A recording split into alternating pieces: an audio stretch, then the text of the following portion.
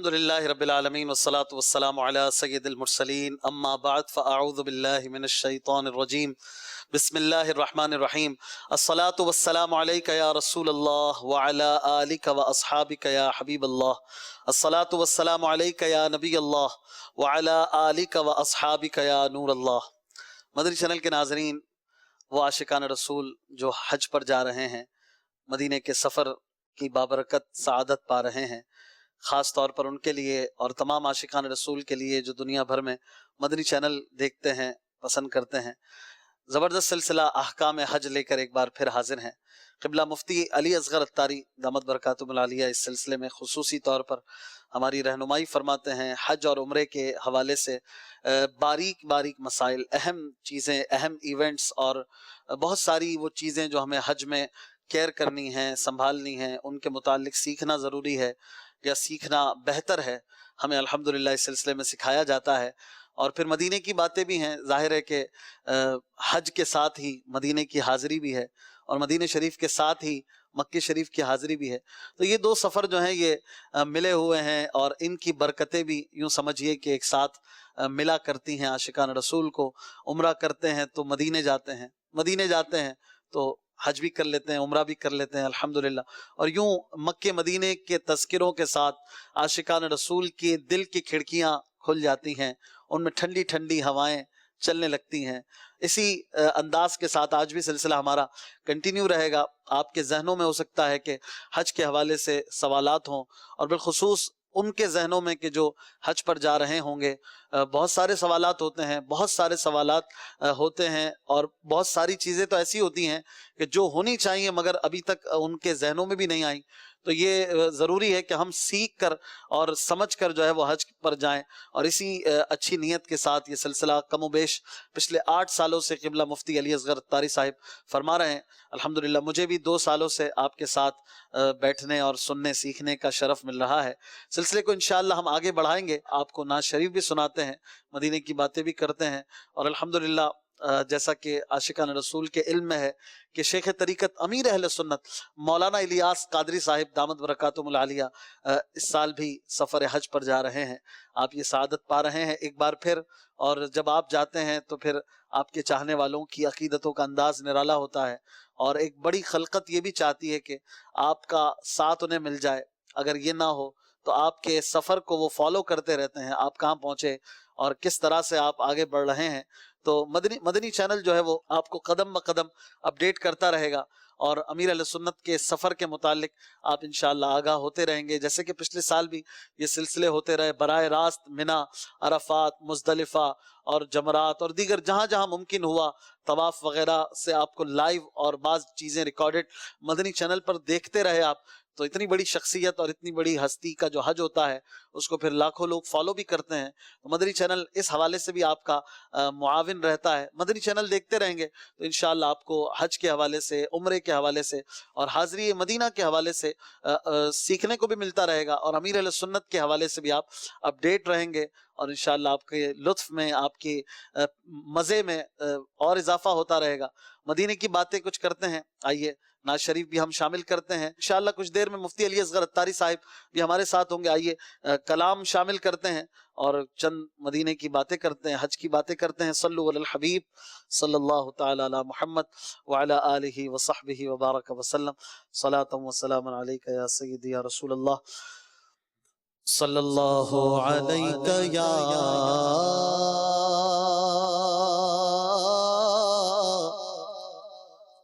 रसूल अल्लाह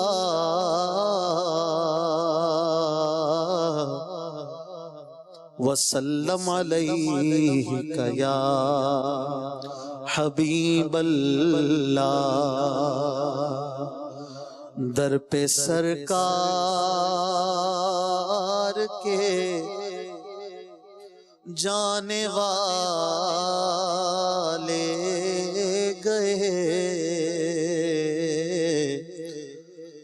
दर पे सरकार के जाने वाले गए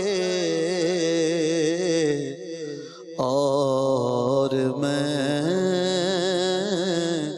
रह गया। کچھ نہ بنا،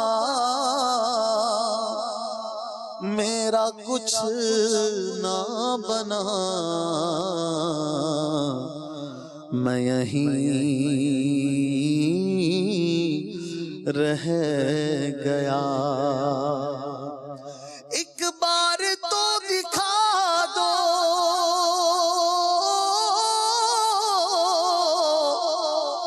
آقا مجھے مدینہ، بے شک بنا لو آقا مہمان دو گھڑی کا، صلی اللہ علیہ یا رسول اللہ، وسلم علیہ یا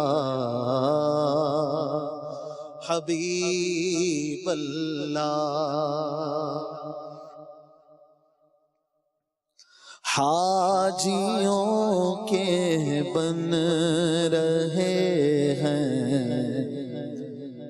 قافلے پھر یا نبی، حاجیوں کے بن رہے ہیں قافلے پھر یا نبی، پھر نظر میں پھر گئے آقا، پھر نظر میں پھر گئے حج کے مناظر یا نبی، پھر نظر میں پھر گئے، ہاں پھر نظر میں پھر گئے حج کے مناظر یا نبی۔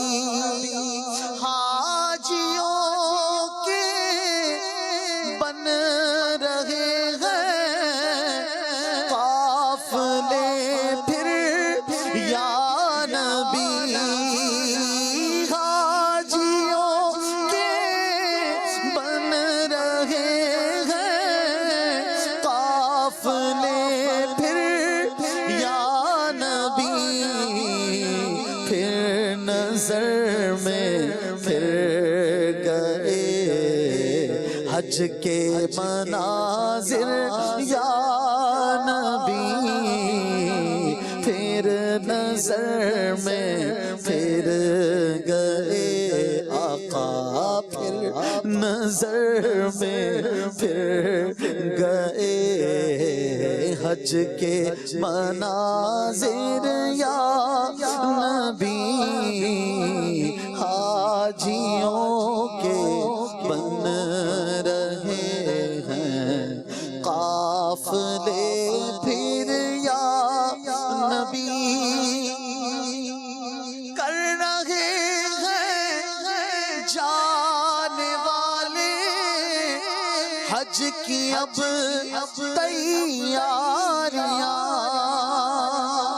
کر رہے ہیں جانے والے حج کی اب تیاریاں،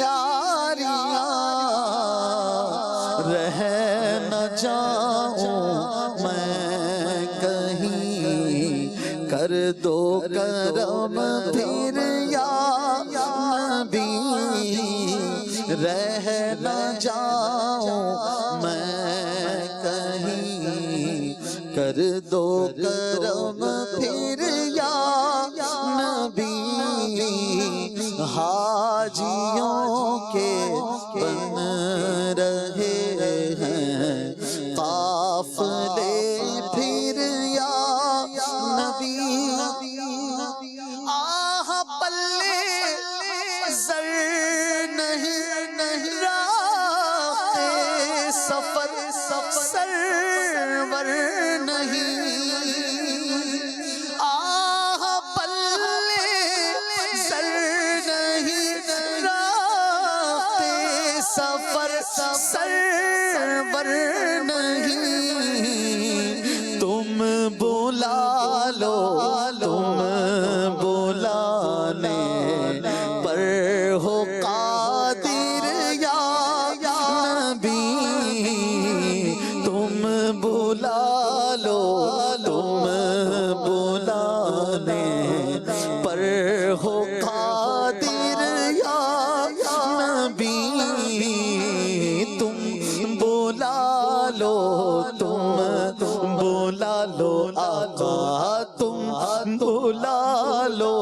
تم بلانے پر ہو قادر یا نبی، حاجیوں کے بن رہے ہیں قافلے پھر یا نبی نبی نبی۔ دل میرا غمگین ہے اور جان بھی ہے مضطرب، دل میرا غمگین ہے اور جان بھی ہے مضطرب، مرشدی کا واسطہ بلوائیے پھر یا نبی، مرشدی کا واسطہ آقا، مرشدی کا واسطہ مولا، مرشدی کا واسطہ بلوائیے پھر یا نبی، حاجیوں کے بن رہے ہیں قافلے پھر یا نبی نبی نبی۔ غم کے بادل چھا رہے ہیں، آہ میرے قلب پر، غم کے بادل چھا رہے ہیں، آہ میرے قلب پر، حاضری کی دو اجازت، حاضری کی دو اجازت، مجھ کو تم پھر یا نبی، حاضری کی دو اجازت، مجھ کو تم پھر یا نبی، حاضری کی دو اجازت، آقا حاضری کی دو اجازت، مجھ کو تم پھر یا نبی، حاجیوں کے بن رہے ہیں قافلے پھر یا نبی، آہ میرا کیا بنے گا گر نہج پر جا سکا،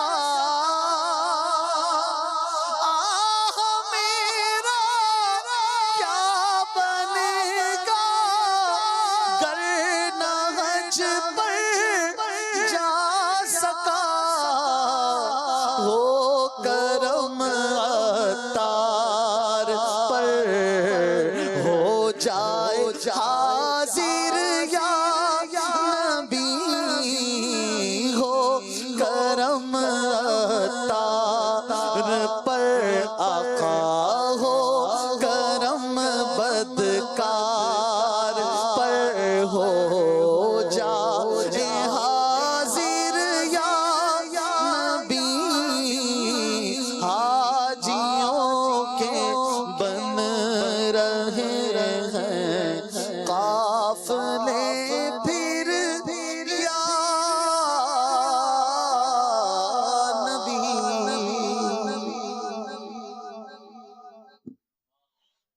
صلو علی الحبیب صلی اللہ تعالی علی محمد صلی اللہ تعالی علیہ وآلہ وسلم۔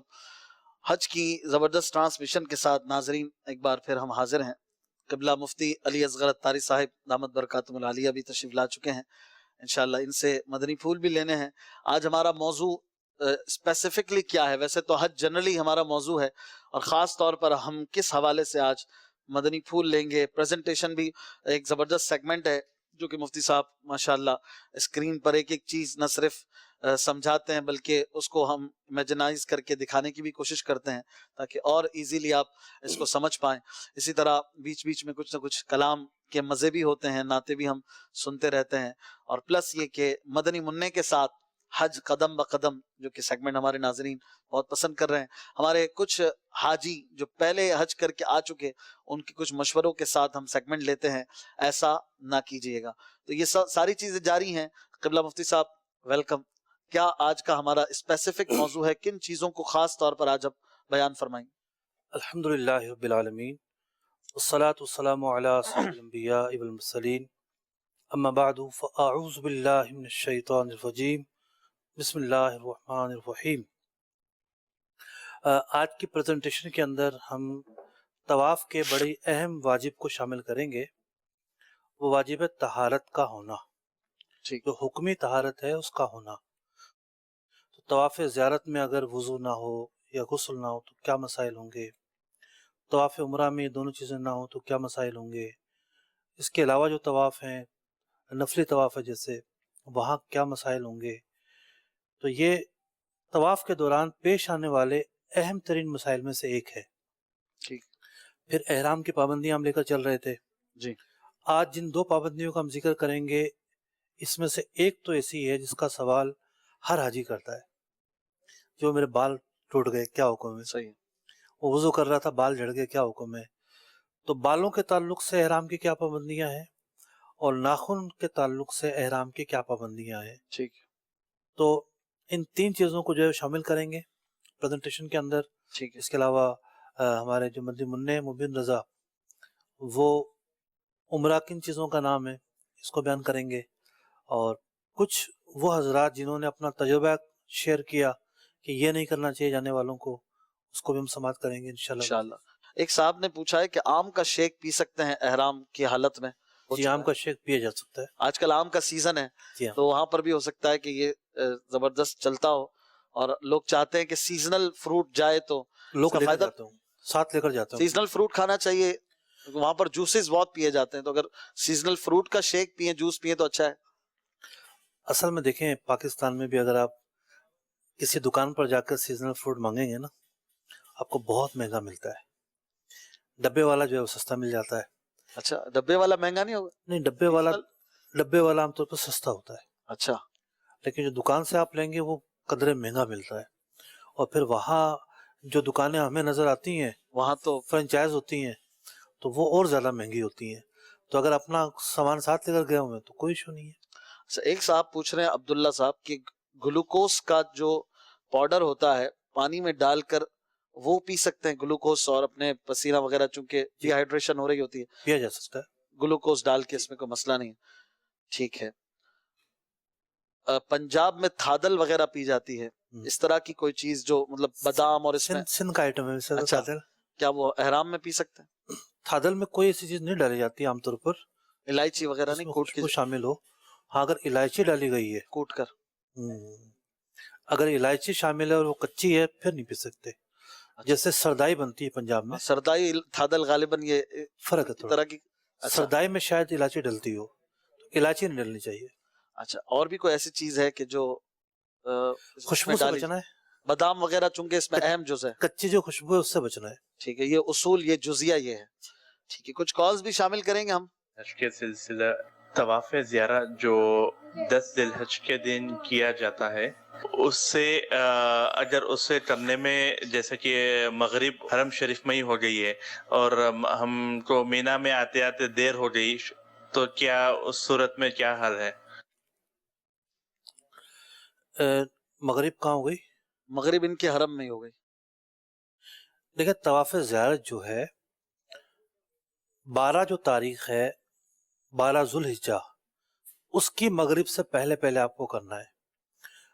10ویں تاریخ سے اس کا وقت شروع ہوتا ہے. 10واں دن پورا ہے، رات پوری ہے. 11واں دن پورا، رات پوری، اگلا دن پورا. تو اگر آپ کو رات ہو گئی ہے، رات میں کیا ہے، تب بھی کوئی مذائقہ نہیں ہے. اگر آپ اس اعتبار سے پوچھ رہے ہیں کہ جناب مینا کے اندر رات گزارنی ہوتی ہے، تو رات کا اکثر حصہ مینا میں گزارنا سنت موقدہ ہے. تو اگر آپ رات کا اکثر حصہ طواف کرنے کے بعد مینا میں گزار لیتے ہیں، آپ کو یہ سنت بھی میسر ہو جائے گی، مل جائے گی۔ ٹھیک ہے، بعض لوگ جو ہے وہ رات میں طواف کرتے ہیں، تو وہ رات میں طواف کے بعد مینا آنے میں ان کو 2-2.5 گھنٹے رات کے رہ گئے ہوتے ہیں، فجر کا ٹائم کم ہوتا ہے، تو وہ ہوٹل چلے جاتے ہیں کہ اب تو رات ہمیں ملے گی نہیں، سنت تو ادا نہیں ہو سکے گی، ان کا ایسا کرنا کیسا؟ دیکھیے مسئلہ یہ ہے کہ ازدحام اور رش جو ہے وہ بعض اوقات بندے کو کچھ سوچنے کا موقع ہی نہیں دیتا، وہ اپنا ٹائم مینیج ہی نہیں صحیح بات۔ کر پاتا، تو ایک ڈیفرنٹ صورتحال ہے، ورنہ ٹائم مینیج کرنا چاہیے، اور اس اعتبار سے کرنا چاہیے کہ تمام واجبات کے ساتھ ساتھ سنتیں، بالخصوص جو سنت موقدہ ہیں ان کو نہ چھوڑا جائے۔ یہ سنت موقدہ ہے 11-12 کی رات، مینا میں رات کا جو قیام ہے ان راتوں میں ٹھیک وہ سنت موقدہ ہے، کوشش کی جائے کہ اسے نہ چھوڑا جائے۔ ٹھیک ہے، لیکن اگر طواف زیارت کی وجہ سے وہ چھوٹا تو بھی سنت موقدہ دیکھیے چھوڑنا میں عرض یہ کر رہا ہوں کہ طواف زیارت آپ اگلے دن بھی کر سکتے ہیں، دن میں کر لیں۔ جی ہاں، ٹھیک، ویسے تو طواف زیارت کی اپنی بھی ایک سنت ہے کہ 10ویں دن ہونا سنت ہے، اچھا، لیکن ایشو یہ ہے کہ 10ویں دن کرنا بہت مشکل ہے، صحیح۔ بہت زیادہ مشکل ہے، تو اب ازدحام کی وجہ سے کوئی اگلے دن کرتا ہے تو ایک الگ صورتحال ہے۔ تو 10ویں دن بھی مفتی صاحب بعض ایسے اوقات ہوتے ہیں کہ آپ کر سکتے ہیں، اگر آپ، کیونکہ ایک سب کی پرسپشن بنی ہوئی کہ رش ہوگا رش ہوگا، ہم نے بھی یہ سوچا تھا، ہم چلے گئے تھے 10ویں کو، ہم کو 10ویں کو بہترین ایسا خالی ملا، اس ٹائم ہم گئے تھے غالباً شام میں ہم پہنچ گئے تھے، یعنی 10 ابھی اینڈ ہو رہی ہے، ہم شام میں ہی پہنچ گئے، تو ہم کو مل گیا، اور ایسا ملا کہ عمرے کے طواف سے زیادہ آسان وہ طواف زیارت ہو گیا، کیا بات ہے، تو وہ میں نے یہی سوچا کہ سب یہی سوچ رہے ہیں نہیں کہ وہ، مسئلہ یہ ہوتا ہے کہ بعض اوقات کوئی نیک آدمی ساتھ ہوتا ہے، بالکل اس کی وجہ سے یہ برکتیں مل جاتی ہیں۔ ہم لوگ طواف زیارت کے لیے گئے تھے تو 10ویں کو تو نہیں گئے تھے، 11ویں کو گئے تھے، 2010 میں جب پہلی حاضری ہوئی تھی، تو ہمارے ساتھ بھی لگتا ہے کوئی نیک آدمی تھا، تو جیسے ہی ہم قریب ہوئے، پیدل آ رہے تھے وہاں سے، ہم نے ٹنل کراس کی تو دیکھا کہ فواریں برس رہی ہیں، تھوڑی وہ اور تیز ہوئی، جب ہم مطاف میں اترے تو مطاف بالکل خالی، بارش ہو رہی تھی، اتنی زیادہ بارش نہیں تھی لیکن صفائیاں ہو رہی تھیں، وہ بند ہو چکی اس ٹائم، اچھا، بالکل خالی، بڑے آرام سے ہم نے طواف کیا، بڑے آرام سے عشاء کی نماز ہم نے ادا کی وہاں پر باجماعت، تو بہت اچھا مطلب کہ صورتحال رہی۔ تو بہرحال یہ کہ 10ویں کو جو کرے وہ زیادہ سنت کی ادائیگی بھی ہو جائے گی اور زیادہ افضل بھی ہے۔ ایک صاحب یہ پوچھ رہے ہیں کہ عمرے میں ملتزم پر نہیں گیا، کتاب میں لکھا ہے ملتزم پر جانا، تو اب کیا حکم ہے میرے لیے، کوئی دم وغیرہ لازم ہے؟ دیکھیے عمرے میں ملتزم پر جانے کے تعلق سے جو ہے یہ جانا ایک مستحب عمل ہے۔ اب ملتزم پر جانے کے بھی 2 درجے ہیں، ایک تو یہ کہ آپ جا کے دیوار سے لپٹ جائیں، خوشبو اگر لگنے کا آپ کو احساس ہو رہا ہے کہ یا خوشبو ہے تو اب پھر آپ نہیں لپٹیں گے۔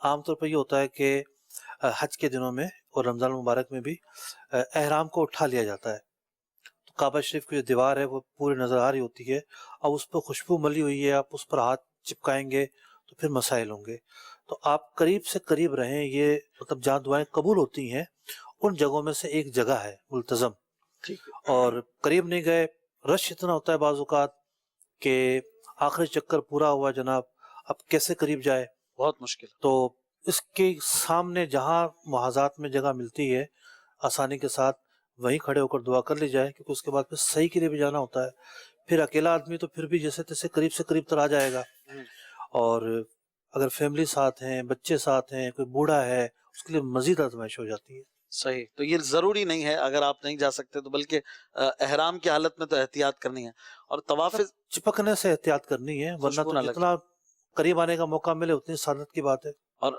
یہ تو احرام کی حالت میں ہو گیا، جب آپ حج کے لیے کے طواف کر رہے ہیں، طواف زیارت، تو اس میں تو احرام اتر چکا ہے، اب وہ لپٹ سکتے ہیں؟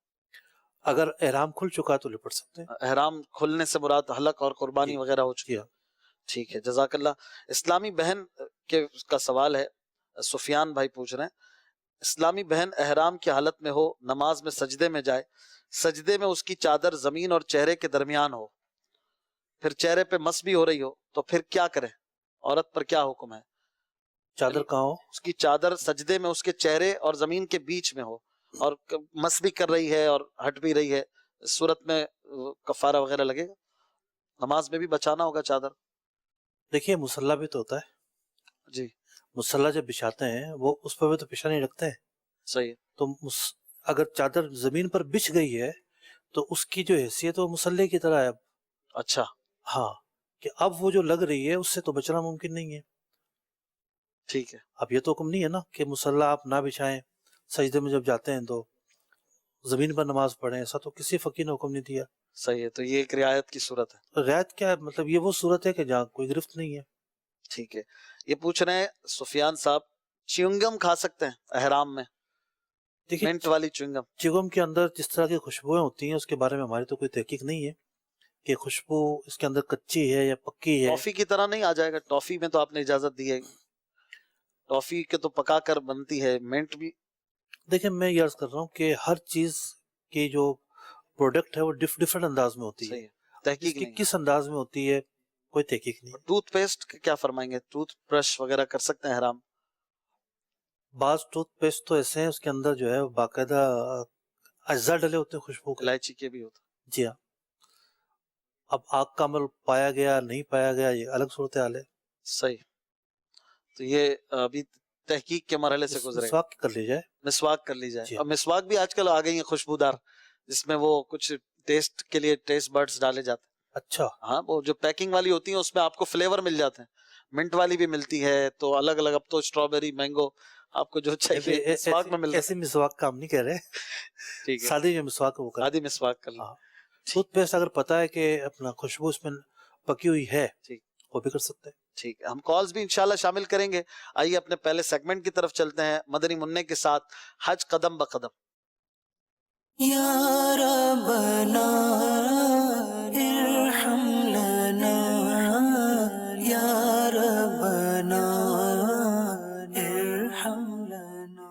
السلام علیکم ورحمۃ اللہ وبرکاتہ. وعلیکم السلام ورحمۃ اللہ وبرکاتہ.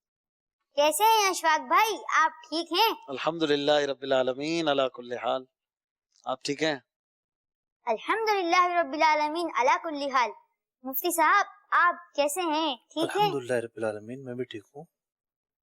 مفتی صاحب اگر آپ کی اجازت ہو تو میں شروع کر دوں؟ جی بالکل شروع کیجیے. جی شکریہ. مدنی چینل کے ناظرین، میں آپ کے لیے کیا لایا ہوں، چلے میں بتانا شروع کرتا ہوں، لیکن توجہ سے سنیے گا کیونکہ چند ہی منٹ میں آپ کو عمرے کا پورا نقشہ پیش کرنے جا رہا ہوں. جہاں جہاں سے احرام باندھنا ضروری ہے وہاں سے احرام باندھنے اور نیت کرنے کے بعد عمرے میں صرف 7 کام کرنے ہوتے ہیں. جی ہاں، صرف 7 کام. کیا آپ لوگوں کو پتہ ہے؟ چلیے میں آپ کو بتاتا ہوں اس کو اسٹیپ بائی اسٹیپ. پہلا کام یہ ہے کہ خانہ کعبہ کے 7 چکر یعنی طواف کرنا ضروری ہے. طواف کیسے کرنا ہے یہ میں نے آپ کو تو پچھلی قسط میں بتا ہی دیا تھا، آپ نے دیکھا تھا. اگر آپ نے نہیں دیکھا تو آپ سوشل میڈیا کے ذریعے دیکھ لیجئے. جی طواف کرنے کے بعد اگلا کام کیا ہے یہ بھی میں آپ کو بتاتا ہوں. نماز طواف کے 2 نفل مقام ابراہیم یا اس کے قریب یا حرم شریف کے کسی جگہ میں بھی پڑھ لیجئے. نماز طواف کے بعد ملتزم پر آ کے دعا کیجئے اور جتنا ہو سکے ملتزم کے قریب ہو جائیے. اور یہ بھی یاد رہے کہ دوسرے کو تکلیف پہنچنے کا اندیشہ نہ ہو. دیوار پر اگر خوشبو کے آثار نہ ہو تو لپٹ کے دعا کیجئے، اور اگر رش ہو تو ملتزم کے سامنے کھڑے ہو کے، آپ جہاں پہ بھی ہیں ملتزم کے سامنے کھڑے ہو کے دعا کیجئے. چلیں اب میں آپ کو چوتھا کام بتاتا ہوں. ملتزم کے بعد صفا کی طرف بڑھیں، وہاں پہ آپ کو آب زمزم کے نل نظر آئیں گے.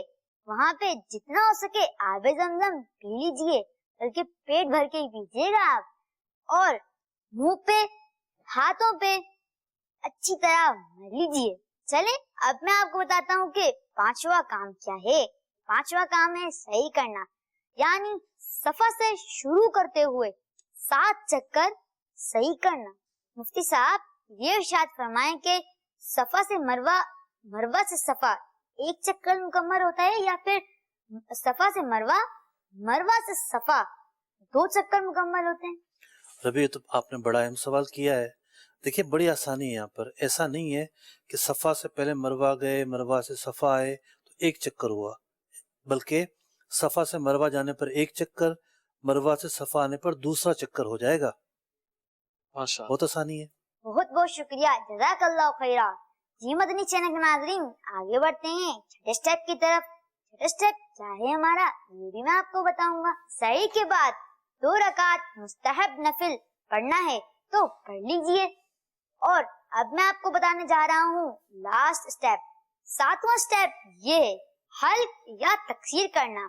खवातीन तो सिर्फ तकसीर करेंगी और मर्द हल्क या तकसीर दोनों में से कुछ भी कर ले तो जनाब आपका उम्रा मुकम्मल हो गया है।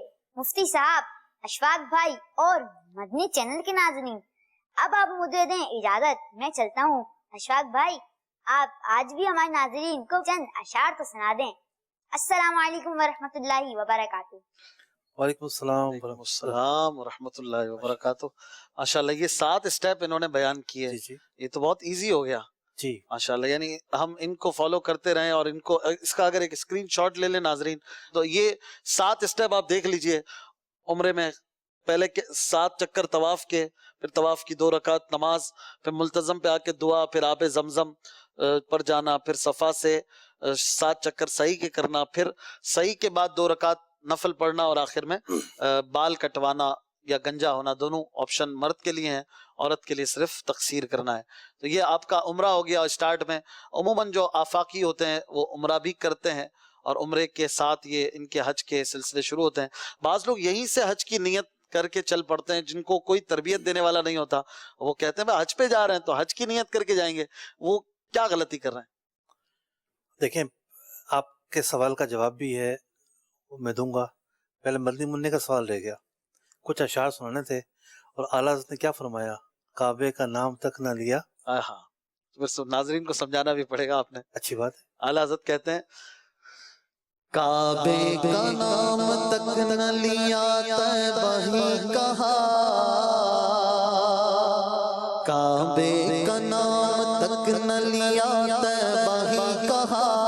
पूछा था हमसे जिसने के नौहज़त किधर की है, नौहज़त किधर की है। इसके तो फैल हज भी खुदा ने करा दिए, इसके तो फैल हज भी खुदा ने करा दिए। असले मुराद हाज़िरी उस पाक दर की है, असले मुराद हाज़िरी उस पाक दर की है, इस पाक दर की है। पैगाम सबा लाई है गुलजार नबी से, आया है बुलावा मुझे दरबार नबी से, दरबार नबी से। हम गिरदे काबा फिरते थे कल तक और आज वो, हम गिरदे काबा फिरते थे कल तक और आज वो। हम पर निसार है इरादत किधर की है, आगोश शौक खोले जिनके लिए हतीम, वो फिर के देखते नहीं ये धुन किधर की है, वो फिर के देखते नहीं ये धुन किधर की है, ये धुन किधर की है। बरसा के जाने वालों पे गौर करूं निसार, अब रे करम से अर्ज़ ये मीज़ा बेज़र की है, मीज़ा बेज़र की है। कालक जबी की सजदाए दर से छुड़ाओगे, मुझको भी ले चलो ये तमन्ना हजर की है, मुझको भी ले चलो ये तमन्ना हजर की है। डूबा हुआ है शौक़ में ज़मज़म और आँख से छाले बरस रहे हैं, ये हसरत किधर की है, हसरत किधर की है। पैगाम सबा लाई है गुलजार नबी से, आया है बुलावा मुझे दरबार नबी से, दरबार नबी से। तो बात यह है कि धुन किधर की है, हर एक जो है आशिक अपने अपने ज़ौक़ के मुताबिक का जी। जवाब देता है। एक वो आशिक सादिक हैं जो फना फिर रसूल हैं, वो जहाँ देखते हैं रसूल पाक सल्लल्लाहु अलैहि वसल्लम के जलवे उन्हें नजर आते हैं। वाह। تو وہ تو یہی کہتے ہیں کہ در رسول پر جا رہا ہوں. بہرحال ایک حاجی بلا شبہ حج کے شوق میں ہے، حج کی دھن میں ہے، حج کی لگن میں ہے، سب کو یہی بتا رہا ہوتا ہے کہ میں حج پر جا رہا ہوں. اس میں کوئی معیوب بات بھی نہیں ہے. اصل چیز یہ ہے کہ حج کی 3 اقسام میں سے ایک قسم کا تعین کرتے ہوئے اسے یہ فیصلہ کرنا پڑے گا کہ وہ کون سا حج کر رہا ہے، اور پھر اسی کے مطابق وہ حج کی نیت کرے گا. ٹھیک ہے. اچھا حضور، سعی جو ہے وہ عمرے میں رکن ہے یا واجب ہے؟ دیکھیے سعی جو ہے وہ رکن ہے عمرے کے اندر. ٹھیک ہے. حج میں واجبات میں آتا ہے. رکن ہے اور اس کی حیثیت واجب کی ہے. اچھا واجب کی. ایسا نہیں ہے کہ صحیح نہیں کی تو عمرہ ہی ادا نہ ہو. ٹھیک، لیکن اس کو رکن کہہ سکتے ہیں. رکن کہہ سکتے ہیں. حج کے اندر جو ہے وہ واجب ہے. آپ نے بھی جو بیان فرمایا تھا وضاحت کر دی تھی کہ واجب ہے. جی جی. تو حج کے واجبات میں سے. اور عمرے میں بھی واجبات نہیں آئے گا. اگر کسی نے طواف کر لیا اور کسی وجہ سے سعی نہ کر سکا تو دم وغیرہ سے اس کی خلاصی، عمرہ ادا ہو گیا. اب صحیح جو نہیں کی ہے اس کی خلاصی، اس کے ازالے کے اور تلافی کے معاملات رہیں گے. پھر ایک صاحب پوچھ رہے ہیں کہ اگر کسی اسلامی بہن کے بال نہ بڑھتے ہوں اور احرام سے نکلنے کے لیے وہ بال اگر قصر کرتی ہے تو اس کے کندھوں سے اوپر چلے جائیں گے، اب وہ کیا کرے؟ دیکھیے جو احرام ہے اس سے تو باہر آئے گی. پہلی بات تو یہ ہر عورت کا یہ معاملہ نہیں ہوتا. ان خواتین کے یہ مسائل ہوتے ہیں کہ جو ایک عمرہ کرنے کے بعد دوسرا عمرہ اور تیسرا عمرہ اور چوتھا عمرہ کرنا چاہتی ہیں. جی جی. تو اگر ایسے مسائل ہیں تو پھر عمرہ نہ کرے. عمرہ نفلی عمرہ ہے وہ نہ کرے. یہاں سے جو جانا ہے احرام مان کر وہ تو جانا ہے، ٹھیک ہے، اس کے بغیر تو چارہ نہیں ہے. لیکن وہاں جا کر پھر کثرت کے ساتھ عمرے کرنے میں احتیاط کرے گی. اور اگر کسی کا پہلی بار میں ایسا مسئلہ ہو، بیچاری کو ایسی خاتون ہو، ویسے تو ریئر کیس ہے، ہوتا نہیں ہے ایسا، عموماً کچھ نہ کچھ تو ہوتا ہے. خواتین کو ایک رعایت یہ بھی تو موجود ہے نا کہ ایک پورا انہیں بال کاٹنے ہیں، پہلی رعایت. دوسری رعایت یہ ہے کہ ایک پورا بھی جو چوتھائی بال ہیں اگر وہ کٹا تو کافی ہے. اچھا. سنت اگرچہ کے لیے ان کے لیے بھی یہ ہے کہ پورے بال کو ہی جو ہے وہ ایک پورا کاٹیں، سارے بالوں کو. اگر چوتھائی بالوں کا ایک پورا کاٹا ہے تب بھی کفایت کرے گا، تو چوتھائی بالوں کا ایک پورا کاٹا جائے گا. ٹھیک ہے. اچھا ایک صاحب ہیں، ان کی وائف جو ہیں ان کو کینسر کا پرابلم سے وہ گزری، تو پھر اس وجہ سے ان کے بال چلے گئے. اب وہ یہ پوچھنا چاہ رہے ہیں کہ اب وہ عمرے پہ جاتے رہتے ہیں ویسے ماشاءاللہ، تو اب ان کی وائف عمرے کے بعد کیا کریں؟ احرام سے کھلنے کے لیے ان کے سر تو اس وقت ہے ہی گنج ہے. جی اب ایسی جو عورت ہے یہ کچھ بھی نہیں کرے گی، اور بس آخر میں کوئی بھی ایسا کام کر لے کہ جو احرام کے منافی ہے، جیسے خوشبو لگا لی اس نیت سے کہ بس میں احرام سے باہر ہو گئی ہوں، ایسا کام کر کے یہ احرام سے باہر ہو جائے گی. ٹھیک ہے. اور ان کے لیے دعا بھی فرمائیے اللہ ان کو صحت اور شفا عطا فرمائے. اچھا وہ شعر پڑھا گیا کعبے کا نام تک نہ لیا طیبہ ہی کہا، اس کی وضاحت فرما دیں. عمران الحق پوچھ رہے ہیں. پوچھا کسی نے کہ نزہت کدھر؟ نہضت کدھر کی ہے؟ نہضت یا نزہت؟ نہضت ارادہ. ویسے نزہت کے معنی بھی سفر ہے. اچھا سیر اور سفر ہے. یہاں نہضت ہے، ذات سے نہضت معنی ارادہ. کہاں جا رہے ہو؟ مسئلہ یہ ہے کہ ایک اللہ والوں کی جو باتیں وہ بڑی اونچی باتیں ہوتی ہیں. صحیح. ایک عام آدمی کچھ اور سوچتا ہے اور اس سے آگے والا کچھ اور سوچتا ہے. تو بات یہ ہے کہ نمازیں کہاں سے ملی ہمیں؟ رسول پاک صلی اللہ علیہ وسلم کو ملنے والا تحفہ ہے. پیارے آقا علیہ السلام کے صدقے میں نمازیں ملی، ایمان ملا، قرآن ملا. تو یہ جو فضل ہے اللہ پاک کا قرب حاصل کرنا، یہ بھی ہمیں سرکار کے صدقے میں عطا ہوا ہے. ہم سرکار علیہ السلام کی امتی ہیں. تو ایک عاشق جب نیت کرتا ہے تو وہ یہ نیت کرتا ہے کہ میں بارگاہ رسالت پر حاضری دینے جا رہا ہوں.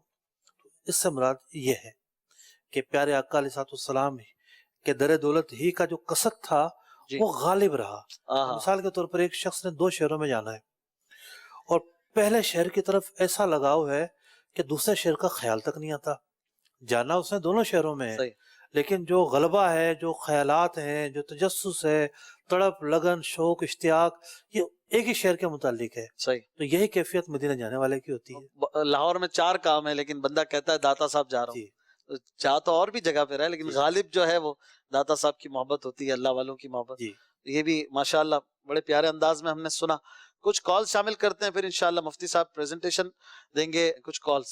میں کراچی کے علاقے گلشن اقبال سے بات کر رہا ہوں. میرا سوال یہ ہے کہ جیسے حج پر جب ہم جاتے ہیں تو وہاں پہ ایک قربانی کی جاتی ہے، اسے تو دم شکر کہتے ہیں شاید. تو جو قربانی ہمارے اوپر جو واجب قربانی جیسے ہم اپنے علاقے میں کراچی میں یا پاکستان میں جہاں بھی کرتے ہیں، تو کیا یہ وہ قربانی ہمیں الگ کرنی پڑے گی یا وہاں جو قربانی کی جائے گی وہ اسی میں شامل ہوگی؟ ایک سوال تو یہ ہے. دوسرا سوال میرا یہ ہے کہ جیسے اگر ہم داڑھی سہلاتے ہوئے یا ناک صاف کرتے ہوئے یا کوئی چیز تو مطلب کچھ بال ٹوٹ جاتے ہیں، تو کیا وہ اس پہ کوئی دم یا کوئی چیز آئے گی؟ یہ ایک بہت بڑی تعداد کا مسئلہ ہے کہ ہم قربانی ایک کریں کہ دو. دیکھیں، حج کی 3 اقسام ہیں: حج تمتع، حج کران. ان دونوں حاجیوں پر قربانی واجب ہوتی ہے. دم شکر اسی کو کہتے ہیں. ٹھیک اور یہ وہ قربانی ہے کہ جس کا گوشت خود بھی کھایا جا سکتا ہے. ٹھیک. دوسری قربانی ہے عید. اچھا، تیسرا جو حج ہے حج افراد. حج افراد کرنے والے پر قربانی واجب نہیں ہے. کرے گا تو اچھی بات ہے لیکن واجب نہیں ہے. دوسری ہے عید کی قربانی. ٹھیک. حاجیوں کی ایک بہت بڑی تعداد مسافر ہوتی ہے. یعنی کون مسافر ہے حج کے دنوں میں کون نہیں ہے، یہ ایک فیصلہ کرنا ہوتا ہے.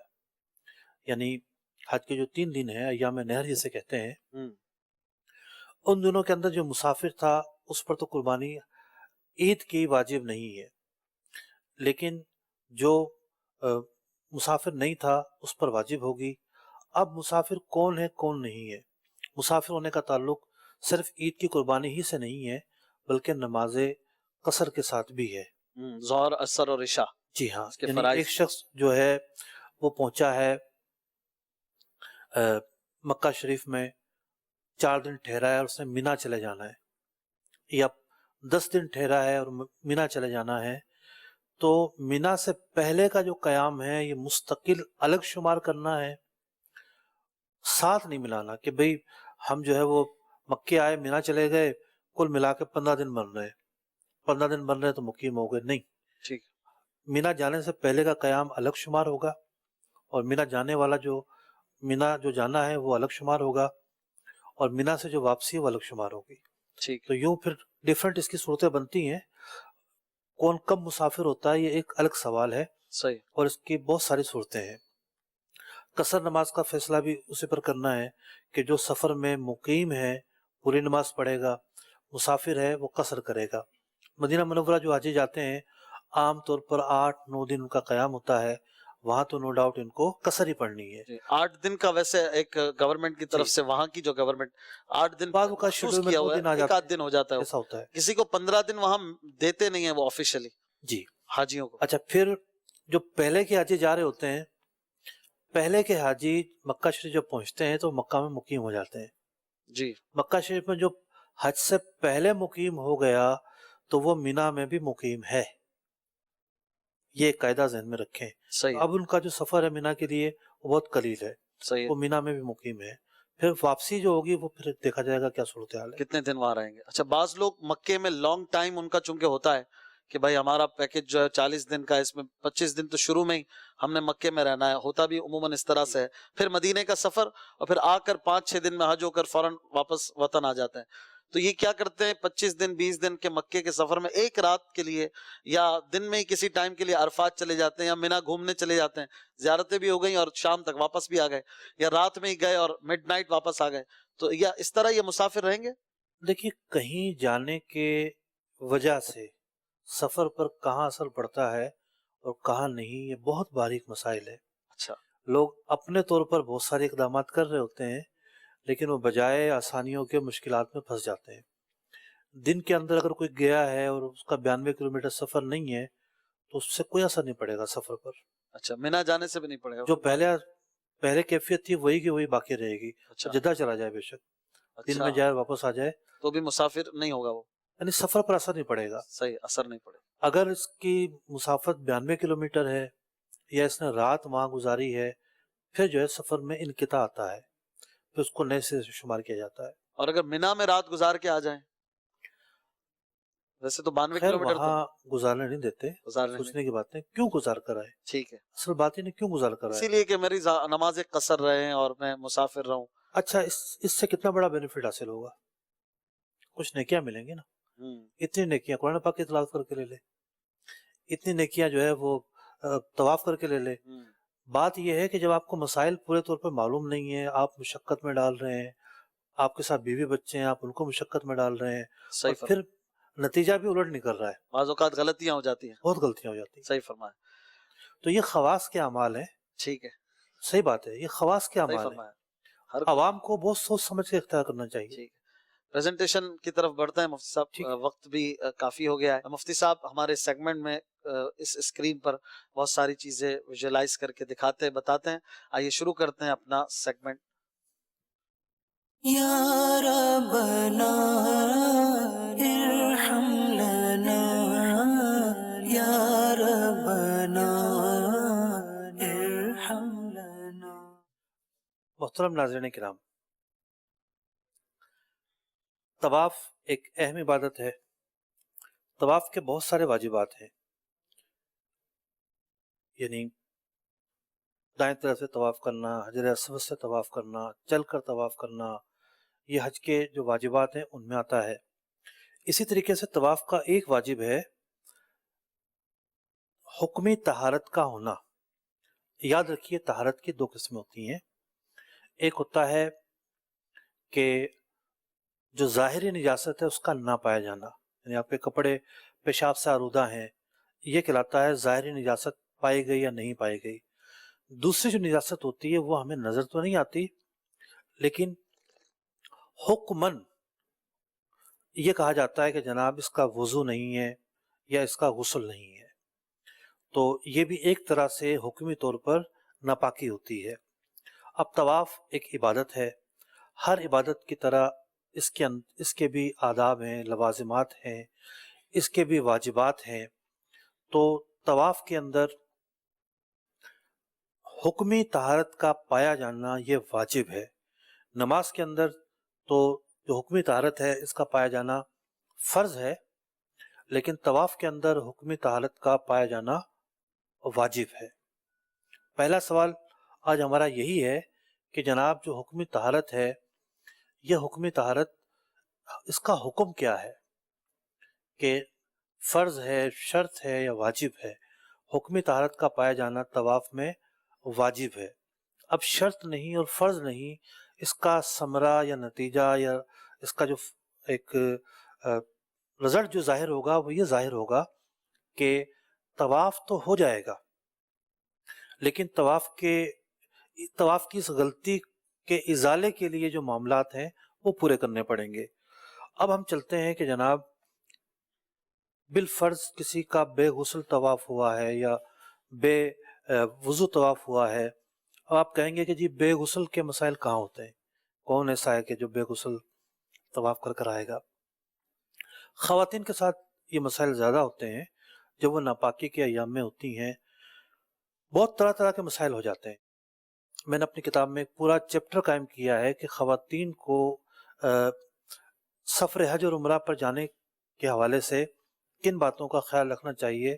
اور خاص طور پر ایسا ہوتا ہے کہ طواف کر آ گئیں نہا کے, پھر پتہ چلا کہ جو عارضہ تھا وہ دوبارہ جاری ہو گیا ہے.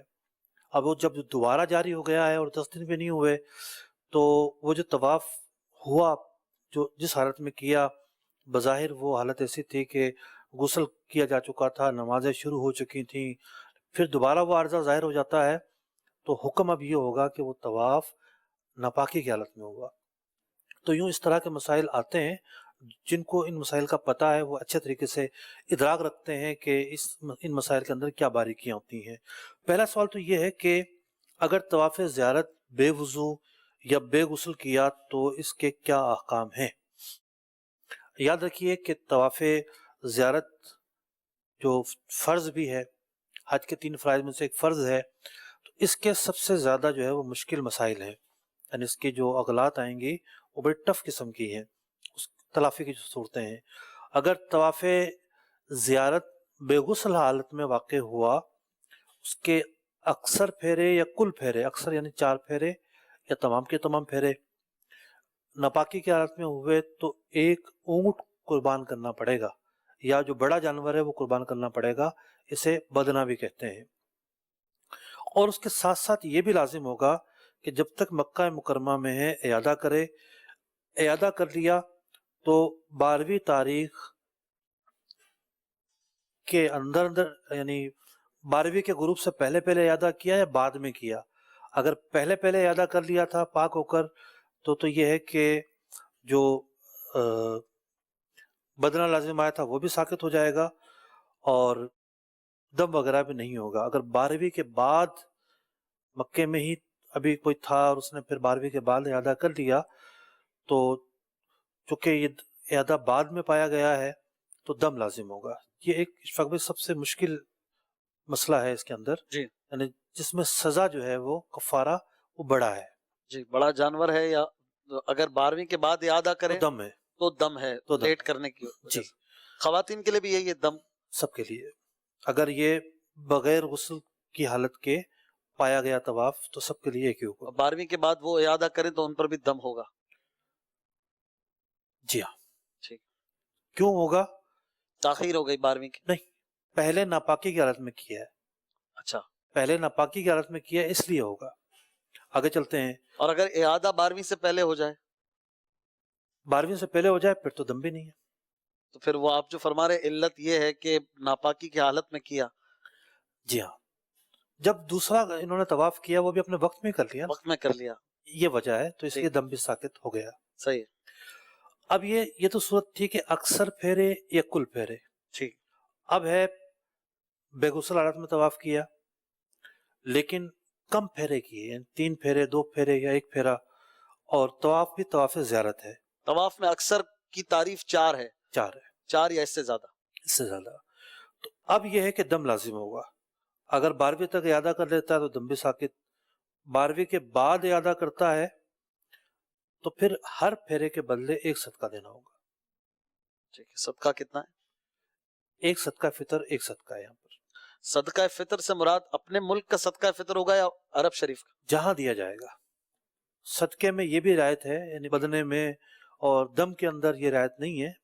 بدنہ اور دم جو ہے وہ سرزمین حرم پر دیا جائے گا، اچھا. لیکن جو صدقہ ہے وہ اپنے ملک میں بھی دیا جا آ سکتا کر ہے. بھی دے سکتے. جی ہاں. اگر وہاں نکالا جائے گا تو وہاں کے ریٹ کا اعتبار ہوگا، اچھا. یہاں نکالا جائے گا تو یہاں کے ریٹ کا. یہاں کا تو سستا پڑے گا. اب آتے ہیں، آگے چلتے ہیں. ہم نے 2 مسائل سیکھے ہیں بے غسل کے تعلق سے. اب بے وضو طواف کیا، اور طواف بھی کون سا ہے؟ طواف زیارت. اگر اکثر پھیرے بے وضو کیے ہیں تو دم لازم ہے. مکہ مکرمہ میں رہتے ہوئے اعادہ مستحب ہے.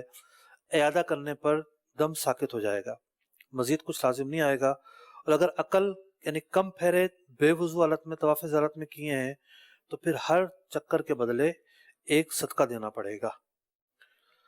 اب آ جاتے ہیں دوسری جو اہم قسم ہے طواف کی، طواف عمرہ. طواف عمرہ کا معاملہ ذرا مختلف ہے. طواف عمرہ کسی نے بغیر غسل کی حالت کے یعنی ناپاکی کی حالت میں کیا، غسل نہیں تھا یا وضو نہیں تھا، کم پھیرے کیے زیادہ پھیرے کیے، ہر صورت کے اندر دم لازم ہوگا. ٹھیک.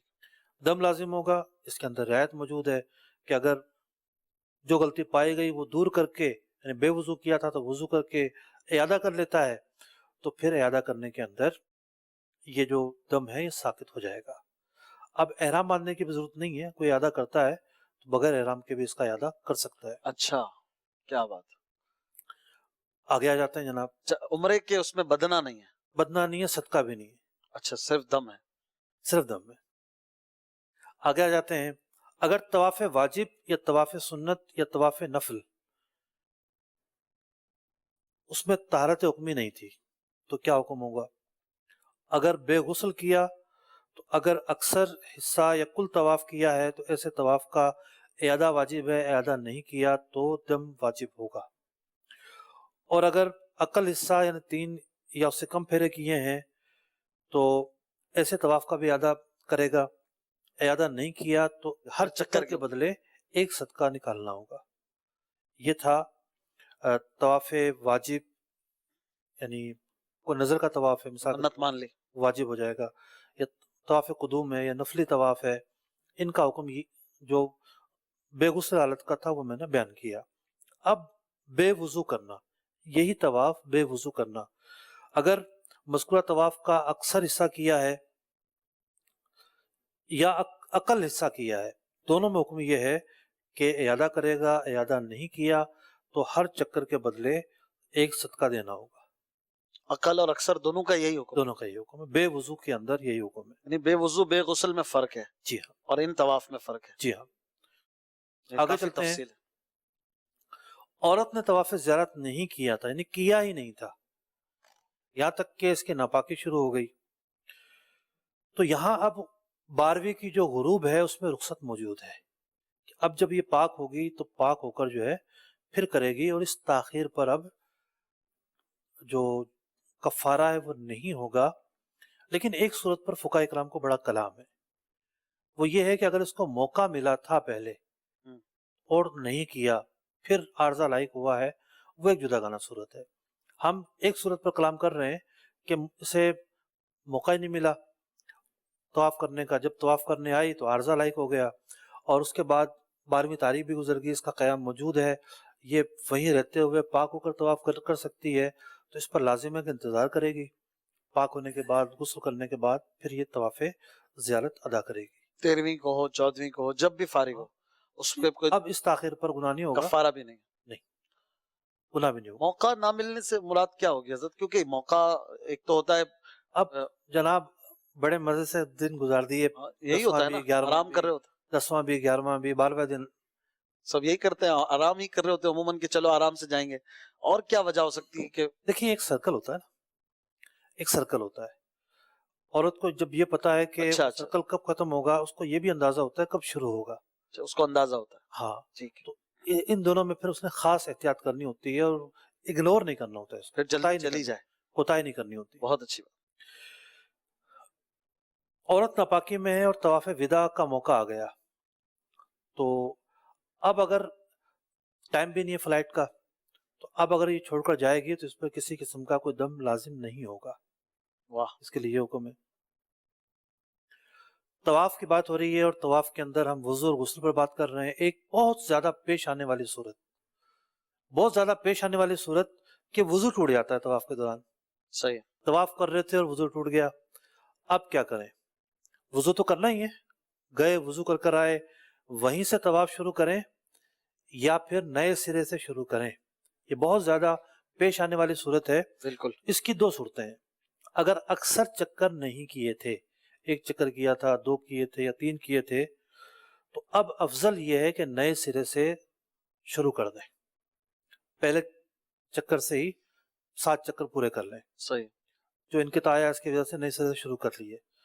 اور اگر نہیں کیا، جہاں سے ٹوٹا تھا، جہاں سے وضو ٹوٹا تھا وہیں سے کنٹینیو کیا، تب بھی ٹھیک ہے، کوئی برا نہیں کیا. یہ ایک صورت ہے. صحیح. دوسری صورت یہ ہے اگر اکثر چکر کر چکا تھا، 4 چکر کر لیے، تو اب جہاں سے منقطع ہوا ہے وہیں سے یہ کنٹینیو کرے گا. صحیح ہے. اب نئے سرے سے چکر شروع کرنے کی اجازت نہیں ہے.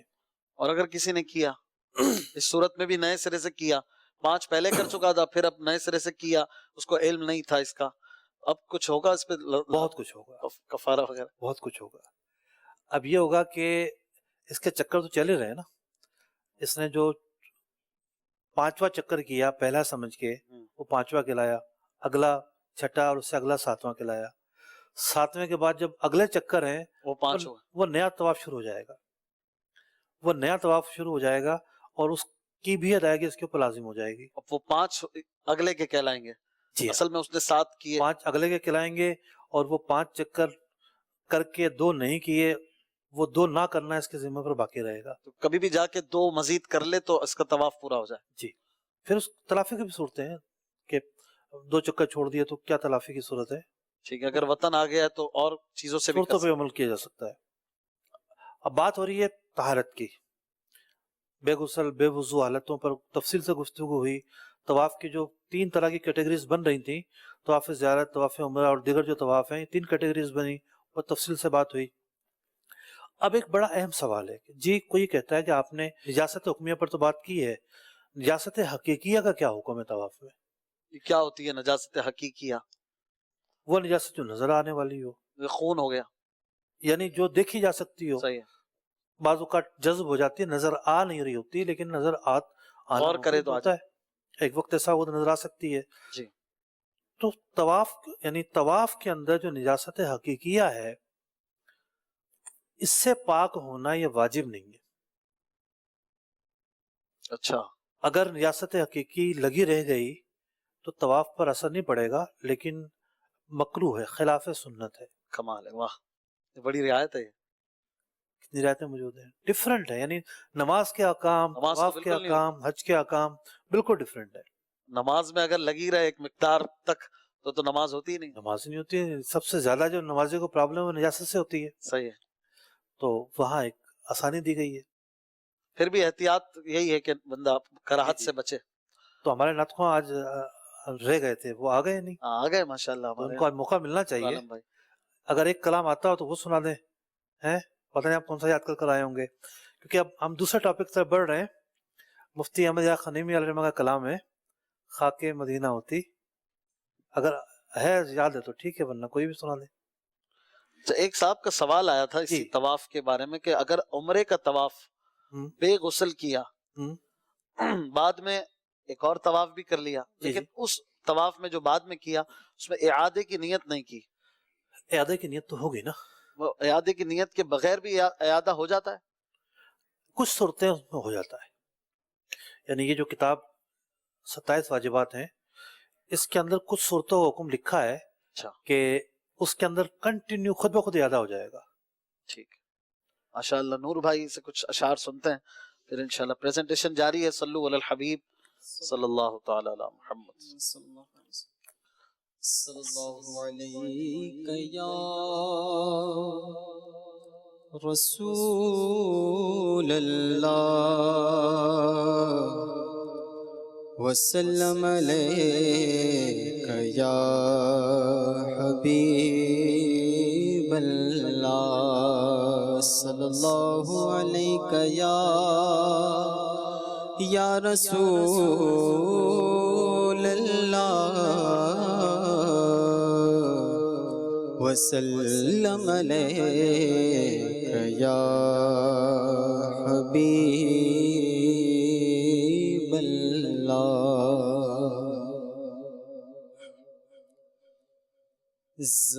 زمانہ حج کا ہے جلوہ دیا ہے، شاہد گل کو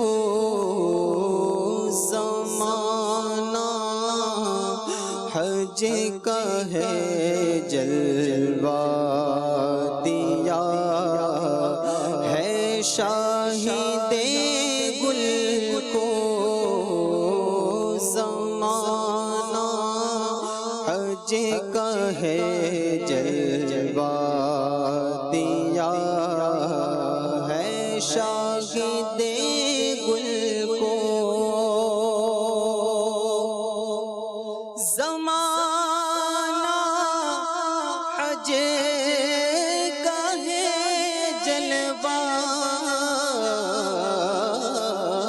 دیا ہے، شاہد گل کو زمانہ حج کا ہے جلوہ دیا ہے، شاہد گل کو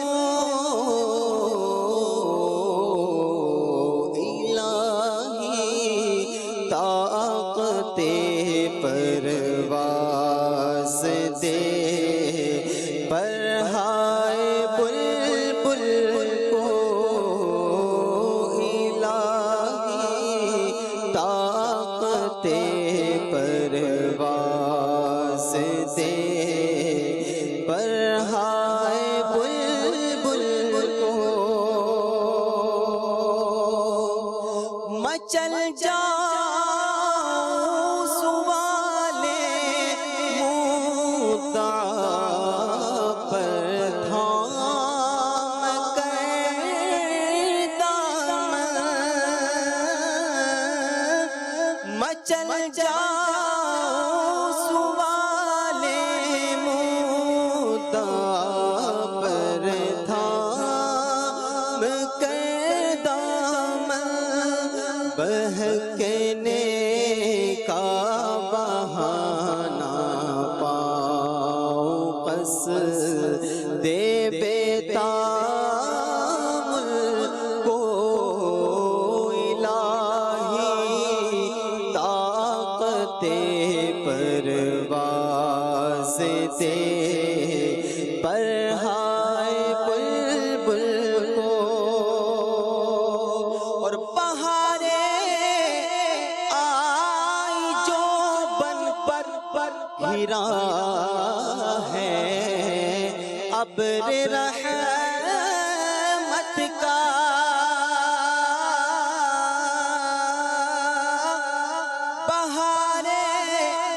بہاریں آئی جو بن پر گھرا ہے ابر رحمت کا، لب مشتاق بھیگی دے اجازت ساقیا ملک کو، لب مشتاق بھیگی دے اجازت ساقیا ملک کو،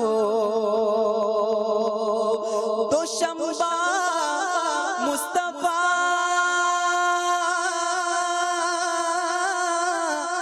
کا جمعہ دم سے بہتر ہے سکھانا، کیا لحاظ حیثیت ہوئے تأمل کو سکھانا، کیا لحاظ حیثیت ہوئے تأمل کو، رضانو سبزائے گردوں ہے، کوتل جس کے موکب کے،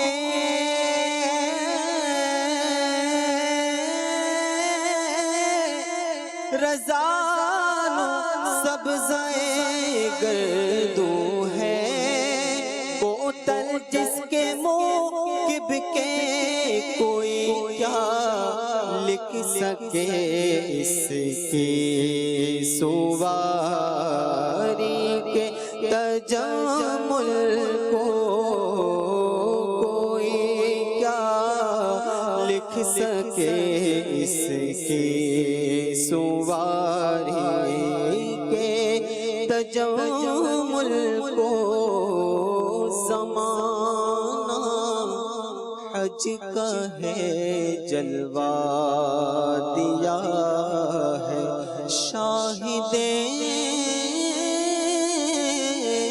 گل کو۔ اب یہ کلام اور بغیر تشریح کے سمجھ میں آ جائے تو، لیکن اعلیٰ کا کلام ہے، کیا کلام ہے، زمانہ حج کا ہے۔ زمانہ آج کا ہے۔ کچھ کالے لے لیتے ہیں 10-12 منٹ، جی پھر جی میں بالکل، پریزنٹیشن کا دوسرا حصہ بیان کرتا انشاءاللہ کچھ کال شامل کرتے ہیں۔ مدینے کی حج کی باتیں اعلیٰ حضرت کی زبانی ہم نے سنی اور بڑے پیارے انداز میں نعت خواہ نے پڑھا، ماشاءاللہ مفتی صاحب نے اشارہ دے دیا کہ یہ اگر کہا جائے ہدایت میں نے- بخشش میں کے نے مشکل ترین کلاموں میں میں سے۔ نے اشارہ نہیں دیا، میں نے اصل میں خیر خواہی کی ہے۔ ہر ایک سوچ رہا ہوگا مجھے سمجھ میں نہیں آیا، تو میں نے اس کو یہ کہا ہے کہ یہ آپ کا قصور نہیں ہے، یہ لکھا ہی ایسا ہے۔ کلام ہی مشکل ہے۔ بہرحال بلاوے کی بات ہے، اس کے پہلے شعر میں یا اللہ اس بلبل کے پروں کو بھی طاقت مل جائے تو بلاوا آ جائے اور اسباب بن جائے۔ اصل میں یہ جو موسم ہے نا، جو نہیں جا رہے ان کے لیے ایک مچلنے کا موسم ہوتا ہے۔ صحیح بات۔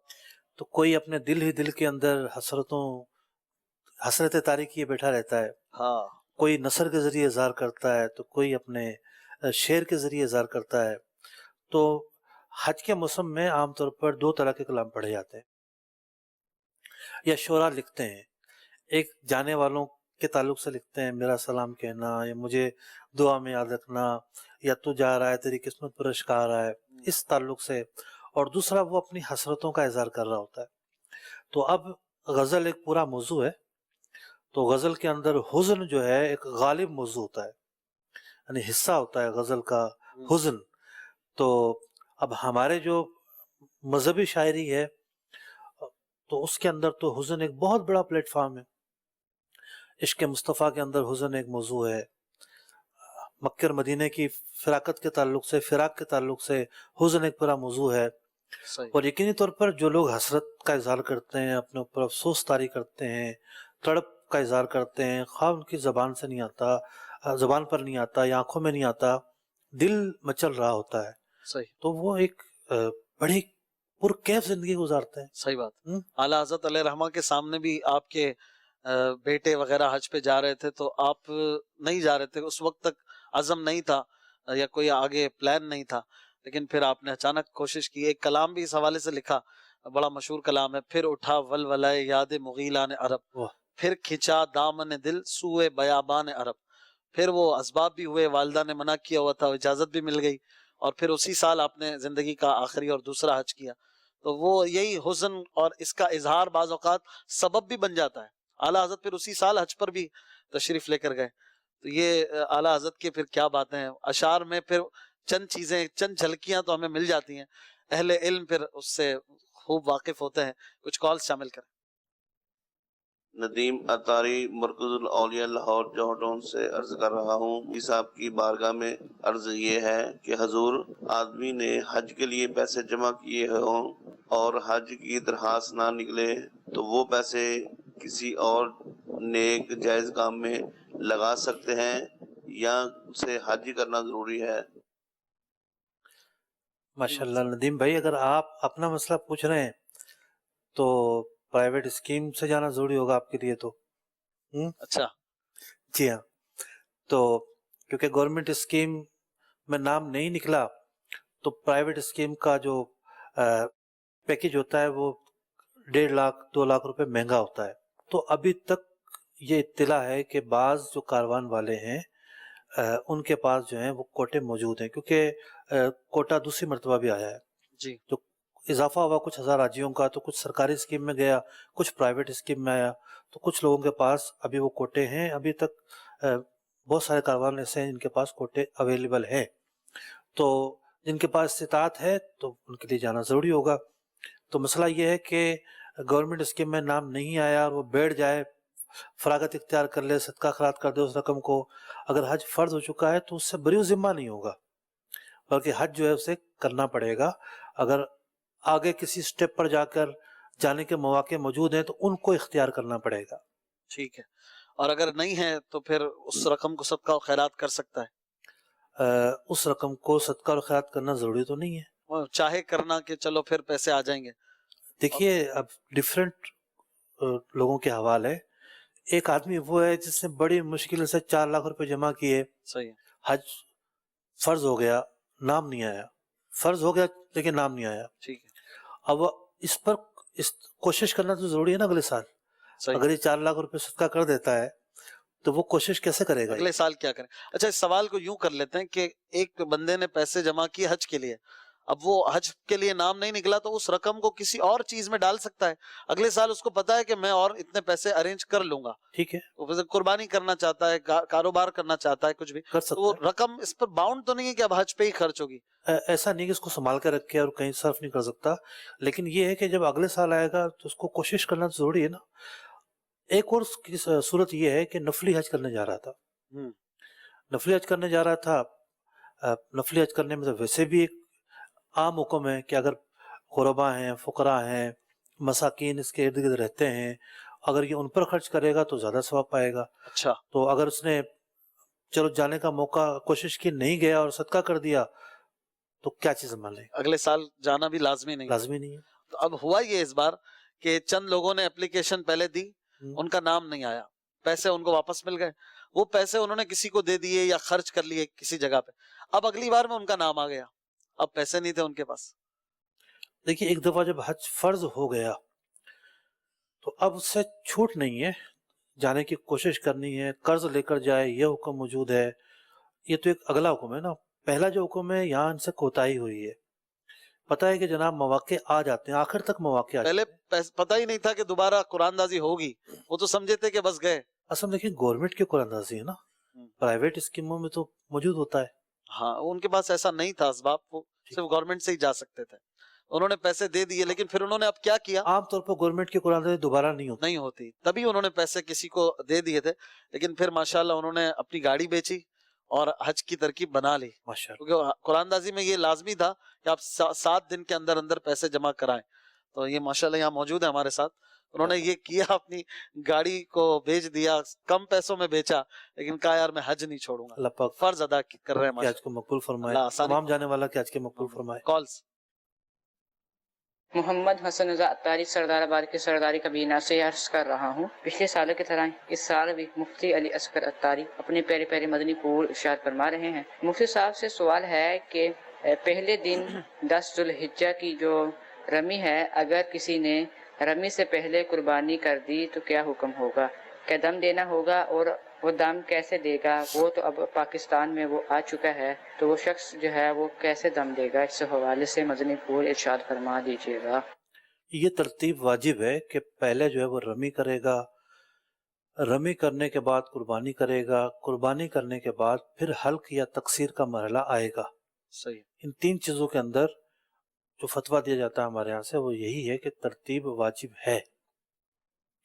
اب اگر کسی نے خلاف ورزی کی ہے اور پچھلے سال کا واقعہ ہے، بعد میں پتہ چلا کہ یہ غلطی ہوئی ہے، تو کسی بھی جانے والے کے ہاتھ پیسے بھیج دے تو وہ جانے والا جو ہے وہ وہاں جانور خرید کر اس کی طرف سے ذبح کر دے گا. تو حرم کی سرزمین پر یعنی مکہ مکرمہ کا جو خطہ حرم ہے وہاں یہ جانور ذبح ہونا ضروری ہے. دم کی جو ادائیگی ہے حرم کے علاوہ کسی اور جگہ پر نہیں ہو سکتی. ٹھیک. اگلی کال. سوال تو سر یہ ہے کہ دیکھیں میں گورنمنٹ سروس میں ہوں تو میرا حج پہ نام ہے، میں حج پہ جا رہا ہوں نا. اب مین مسئلہ یہ ہے کہ میں پڑھا لکھا نہیں ہوں. اب نماز وغیرہ تو میں پڑھ لیتا ہوں، ابھی میں حج کے ارکان کیسے ادا کروں؟ کیونکہ میں تو اردو بھی پڑھنا نہیں جانتا ہوں. کیا کریں گے؟ اردو پڑھنا نہیں جانتے. میرے پاس ایک گونگے نے میسج کیا، یہ تو بولنا تو جانتے ہیں. گونگے نے میسج کیا، وہ انگریزی لکھ سکتے ہیں، یہ انہوں نے سیکھ لیا ہے، اور کہا کہ میں شریک ہونا چاہتا ہوں آپ کے پروگرام میں. اچھا.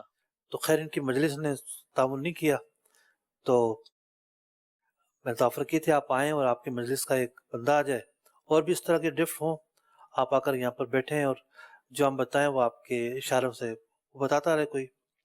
ایک اور آفر بھی کی کہ ہمارا جو واٹس ایپ گروپ ہے اس میں شامل کر لیتے ہیں آپ کو. اب بعض جوابات تو ہم وائس سے دیتے ہیں، صحیح. لیکن کوئی ایسا ہو جو آپ کو لکھ کر دے دے. وہ سن بھی نہیں سکتے؟ ایسا ہے؟ سن بھی نہیں سکتے. اچھا. وہ بعض گونگے سن لیتے ہیں. اکثر گونگے 99% شاید 99.99 وہ ہوتے ہیں جو بہرے ہی ہوتے ہیں. اچھا. بہرے ہونے کی وجہ سے انہیں بولنا نہیں آتا، بنیادی ان کی بہراپن ہے. صحیح ہے. تو ایک گونگا ہے وہ حج کے مسائل کی دلچسپی رکھتا ہے، وہ کوشش کر رہا ہے. آپ تو بول سکتے ہیں، سن بھی سکتے ہیں. تو دیکھیے علم کے جو ذرائع ہیں، پہلے تو آپ کا سوال سن کے مجھے بڑی خوشی ہوئی کہ آپ کے اندر ایک لگن ہے اور ایک تڑپ ہے. آپ تو ایسا لگتا ہے کہ ابھی سے حج پہ جا رہے ہیں. ایک سفر طاری ہے نا، کیا کروں گا، سفر طاری ہے. جی ہاں، زبردست. کیا کروں گا وہاں جا کے. تو جو علم سیکھنے کی اسباب ہیں صرف پڑھنا نہیں ہے، سننا بھی ہے. اور مدنی چینل پر تو اتنا مواد ہے، اتنا مواد ہے. ہمارا یہ سلسلہ تو ایک چھوٹا سا حصہ ہے، آپ اس کو بھی دیکھیے. عبدالحبیب بھائی کی پوری ڈاکومنٹری ہے، 3D ڈاکومنٹری ہے، اور وہ پورا انہوں نے جہاز میں بیٹھ کے اور یہاں اور وہاں ہر جگہ کھڑے ہو کے 3D انداز پر انہوں نے ریکارڈنگ کروائی ہوئی ہے. وہ ریکارڈنگ دیکھیے. امیر علیہ سنت کے پرانے مذاکرے ہیں وہ آپ دیکھیے. پرانی جو تربیت خود امیر علیہ سنت نے فرمائی تھی وہ دیکھیے. تو یوں بہت سارے ایسے ذرائع موجود ہیں. تو آپ جو ہے کسی دعوت اسلامی والے سے دوستی کر لیں اور وہ آپ کو بتاتا رہے کہ کیا کیا چیزیں ہیں. اپلیکیشن ہے، مجلس حج عمرہ کا پورا پیج ہے، اس پر یہ کلپ جو ہے وہ شائع کرتے رہتے ہیں. جی. اس کے علاوہ جو ہے اپنا موبائل اپلیکیشن خود دارالفتہ اہل سنت کی ویب سائٹ پر حج کے نام سے ایک الگ سیکشن موجود ہے صحیح تو دارالفتہ علیہ نے اپنی ویب سائٹ بھی جاری کر دی ہے www.darulفتہ.net. حج کا ایک پوری کیٹیگری موجود ہے اور ایک ویب پیج کا بھی لنک موجود ہے. اچھا اس ویب پیج پر جائیں گے تو پوری وہ حج کا پیج کھل جائے گا. تو یوں سننے سے جو مواد حاصل ہوگا آپ کو وہ اتنا ہے کہ آپ کا سفر ختم ہو جائے گا، مواد ختم نہیں ہوگا. ٹھیک ہے، مگر گونگا جو ہے وہ تو بیچارہ دوستی بھی اس سے کرے جس کو اشارے آتے ہوں، دعوت اسلامی والا ایسا کوئی ملے. یہ گورنمنٹ جاب پر ہیں، اب یہ الگ بات ہے کہ اردو لکھنا پڑھنا نہیں آتی، جاب پہ لگ الگ الگ جاب ہوتی ہے. کوئی ایسی ہوگی ٹیکنیشین وغیرہ کی ہو سکتی ہر ہے. ایک کی الگ الگ جاب ہوتی ہے، مالی بھی ہو سکتے ہیں، چوکیدار بھی ہو ہاں سکتے ہیں. بالکل، تو وہ بھی جی اس میں پڑھا لکھا ہونا ضروری نہیں ہوتا. بڑے پریزنٹیشن جی پڑھتے ہیں. کنٹینیو کریں اس کو انشاءاللہ. پریزنٹیشن کی صورت میں مسائل بیان ہو رہے تھے. مزید احرام کی پابندیوں کے حوالے سے آج بالوں کے اور ناخنوں کے حوالے سے مفتی صاحب انشاءاللہ مزید بتائیں گے. اصل میں نے یوں وقفہ لے لیا کہ پہلے مسائل بھی بڑے خشک ہو گئے تھے نا، مشکل مسائل تھے، تو ان کا اندازہ اس وقت ہوگا کہ جب مکہ مکرمہ میں پہنچیں گے نا اور طواف کریں گے، پھر دیکھیں خون نکل آیا، ارے خون نکل آیا تو وضو ٹوٹ گیا. خون وہاں نکل آتا ہے کبھی کسی وجہ سے؟ کوئی صورت ہے آپ کے ذہن میں؟ ویل چیئر جب لگتی ہے پیچھے والے کی، ایگزیکٹلی بالکل، پیچھے والے کی ویل چیئر لگتی خون ہے، کیا کبھی کسی کی لاٹھی، کبھی ناخن لگ گیا، ہڈی ٹوٹ جاتی ہے. اگر کسی کا خون نکل آتا ہے ایسے ویل چیئر یا کسی بھی چیز کے لگنے سے، بعض اوقات دھکم پیل میں کسی کا ناخن وغیرہ بھی لگ جاتا ہے، پیر کے ناخن بعضوں کے بڑے ہوتے ہیں وہ لگ جاتے ہیں، تو خون نکل آیا تو اگر بہہ بھی گیا تو کپڑے تو آپ نے وضو ٹوٹے گا نا، وضو ٹوٹ جائے. وضو ٹوٹے گا. ٹھیک، طواف کے اندر مسائل ہوں گے، صحیح کے اندر وضو ضروری نہیں ہے، صحیح میں وضو بھی ضروری نہیں، واجب بھی نہیں. تو کپڑے پاک نہ بھی کرے، صرف وضو کر کے آ جائے تو بھی طواف کنٹینیو کر سکتا ہے. لیکن خون کس جگہ پر لگا ہے؟ ہو سکتا ہے وہ جگہ ایسی ہو جب وضو کرے گا تو وہ خون اور بہہ جائے گا، کپڑے اور زیادہ ناپاک ہو جائیں گے. تو احتیاط اس کو خود دیکھنا ہے کہ کیا فیصلہ کرنا ہے اس کو. ٹھیک، اب وہ جناب مشکلات نہ ہو، اس جو پوزیشن اس کے اعتبار سے وہ لا عمل اپنے اختیار کرے. صحیح. تو میں یہ عرض کر رہا تھا کہ یہ مسائل ابھی تو حاجیوں کو بہت مشکل لگ رہے ہیں، لیکن جب وہاں پہنچیں گے پھر احساس ہوگا کہ اچھا یہ بات بھی سنی تھی. کتنے ضروری. اتنا فائدہ ضرور ہوگا کہ کوئی مسئلہ درپیش ہوا تو یہ ذہن میں آئے گا کہ ہاں یہ بات سنی تھی. کچھ وہ ہوں گے جن کی صلاحیتیں زیادہ ہوتی ہیں، وہ پک کر لیتے ہیں، پورا لکھ لیتے ہیں، یا بار بار سنتے ہیں ان کو یاد ہو جاتا ہے. تو آج کے مسائل ہم شروع کرتے ہیں بالوں سے متعلق. پہلے تو ہم چلیں گے احرام کی پابندیاں. احرام کی پابندیاں جب آپ حالت احرام میں ہوں گے، جب تک آپ کا احرام باقی ہے، کچھ پابندیاں ایسی ہیں جن کو آپ نے پورا کرنا ہے، ان پابندیوں کا خیال کرنا ہے. آئیے دیکھتے ہیں. احرام کے جو ممنوعات ہیں 7 طرح کے ہیں، یہ ہم دہرائی کر رہے ہیں، پہلے بیان ہو چکے ہیں. شکار، اس کے متعلقات، بالوں سے متعلق پابندیاں، ناخن سے متعلق پابندیاں، لباس سے متعلق پابندیاں، خوشبو سے متعلق پابندیاں، زینت سے متعلق پابندیاں، اور بیوی کے قریب جانے کے تعلق سے پابندیاں. اس میں سے ہم نے لباس کو بیان کر دیا ہے، ہم نے خوشبو کے متعلق بھی سنا ہے. آج جو ہم 2 اور 3 نمبر جو ہے اس کو ہم لے رہے ہیں بالوں اور ناخنوں سے متعلق جو پابندیاں ہیں. پہلے سے چلتے ہیں بالوں سے متعلق پابندیاں. پہلا سوال یہاں یہ قائم ہوتا ہے کہ احرام میں بال توڑنے یا کاٹنے سے متعلق کیا کفارہ لازم آتا ہے؟ احرام میں بال توڑنے یا کاٹنے سے متعلق کوئی بال خود ٹوٹ جائے، نہ آپ کا ہاتھ لگا ہو، خود بخود ٹوٹ جائے، اس پر کوئی کفارہ نہیں ہے. پورا جسم کے بال بیمارے سے جھڑ گئے، کوئی کفارہ نہیں ہے. کفارہ اس صورت میں کفارے کی بات ہو رہی ہے جب آپ حالت احرام میں ہو. یہ ساری پابندیوں کا تعلق ہے حالت احرام سے. حالت احرام میں ہو اور پلس یہ کہ خود ٹوٹا ہو، نوچا ہو، کھینچا ہو، بلیڈ سے صاف کیا ہو. اب کفارہ کیا آئے گا؟ اس کفارے کو سمجھنے کے لیے ہمارے پاس جو ہے وہ 2 قسمیں ہیں. کفارہ کیا آئے گا یہ سمجھنے کے لیے جی. پہلی بات یہ ہے کہ سر، داڑھی، گردن، بغل اور منہ زیر ناف یہ ایک کیٹیگری میں ہے، اور دوسرا یہ کہ ان کے علاوہ بال، یہ سینے کے بال ہیں، یہ دوسری کیٹیگری میں ہے. اب پہلی قسم کا حکم، سر، داڑھی وغیرہ کے جو بال ہیں، اگر یہ چہارم، نصف نہیں، چہارم یا زیادہ دور کیے کسی نے حالت احرام میں، وہ موقع نہیں آیا ابھی کہ حلق کرنا ہے، پہلے حلق کر لیا، تو دم واجب ہوگا. چہارم یا زیادہ کیے، حرم یعنی 1/4 سر کے بال، داڑھی کے بال چہارم یا زیادہ کیے تو دم واجب ہے. کم کیے تو صدقہ ہے. اچھا اسی طریقے سے گردن اور بغل کا جو معاملہ ہے، پوری گردن، پوری جو گدھی ہے اس کے بال صاف کر لیے، یا ایک بغل جو ہے وہ پوری جو ہے وہ صاف کر لی، تو اس میں دم ہے، پوری میں دم ہے، کم میں صدقہ ہے اگرچہ کہ نصف سے زائد ہو. اچھا منہ زیر ناف کا حکم بھی گردن اور بغل کے بالوں والا ہے. دوسری جو قسم ہے کہ جو سر، گردن، بغل کے بال وغیرہ ہیں، ان کے علاوہ جو بال ہیں جیسے مچھوں کے بال ہو گئے، تو اس کے اندر صدقہ ہے. پوری مچھے بھی اگر کوئی صاف کر دیتا ہے اچھا اس میں صدقہ ہی ہوگا. اب کچھ سوال جواب مزید آگے بڑھتے ہیں. اگر کسی حالت احرام والے نے داڑھی منڈالی تو کیا حکم ہوگا؟ اب کہے گا، کوئی سوچے گا کون داڑھی منڈائے گا؟ تو جن کی عادت ہوتی ہے معاذ اللہ شیو کرتا ہے. شیو کرنے کی، تو وہ جا کے بیٹھے. اب نائک کی ایک روٹین ہوتی ہے، یا جو جا کر بیٹھا ہے اس کی روٹین ہوتی ہے کہ پہلے وہ داڑھی صاف کرواتا ہے، پھر وہ سر کی طرف آتا ہے. اب جب تک حلق نہیں ہوا یا تقصیر نہیں ہوئی، احرام تو باقی تھا. صحیح ہے. اب احرام باقی تھا اور کس نے داڑھی منڈوائی یا اس پر بال تھوڑے سے بلیڈ پھروایا، تو ویسے بھی یہ گناہ بہت بڑا گناہ ہے.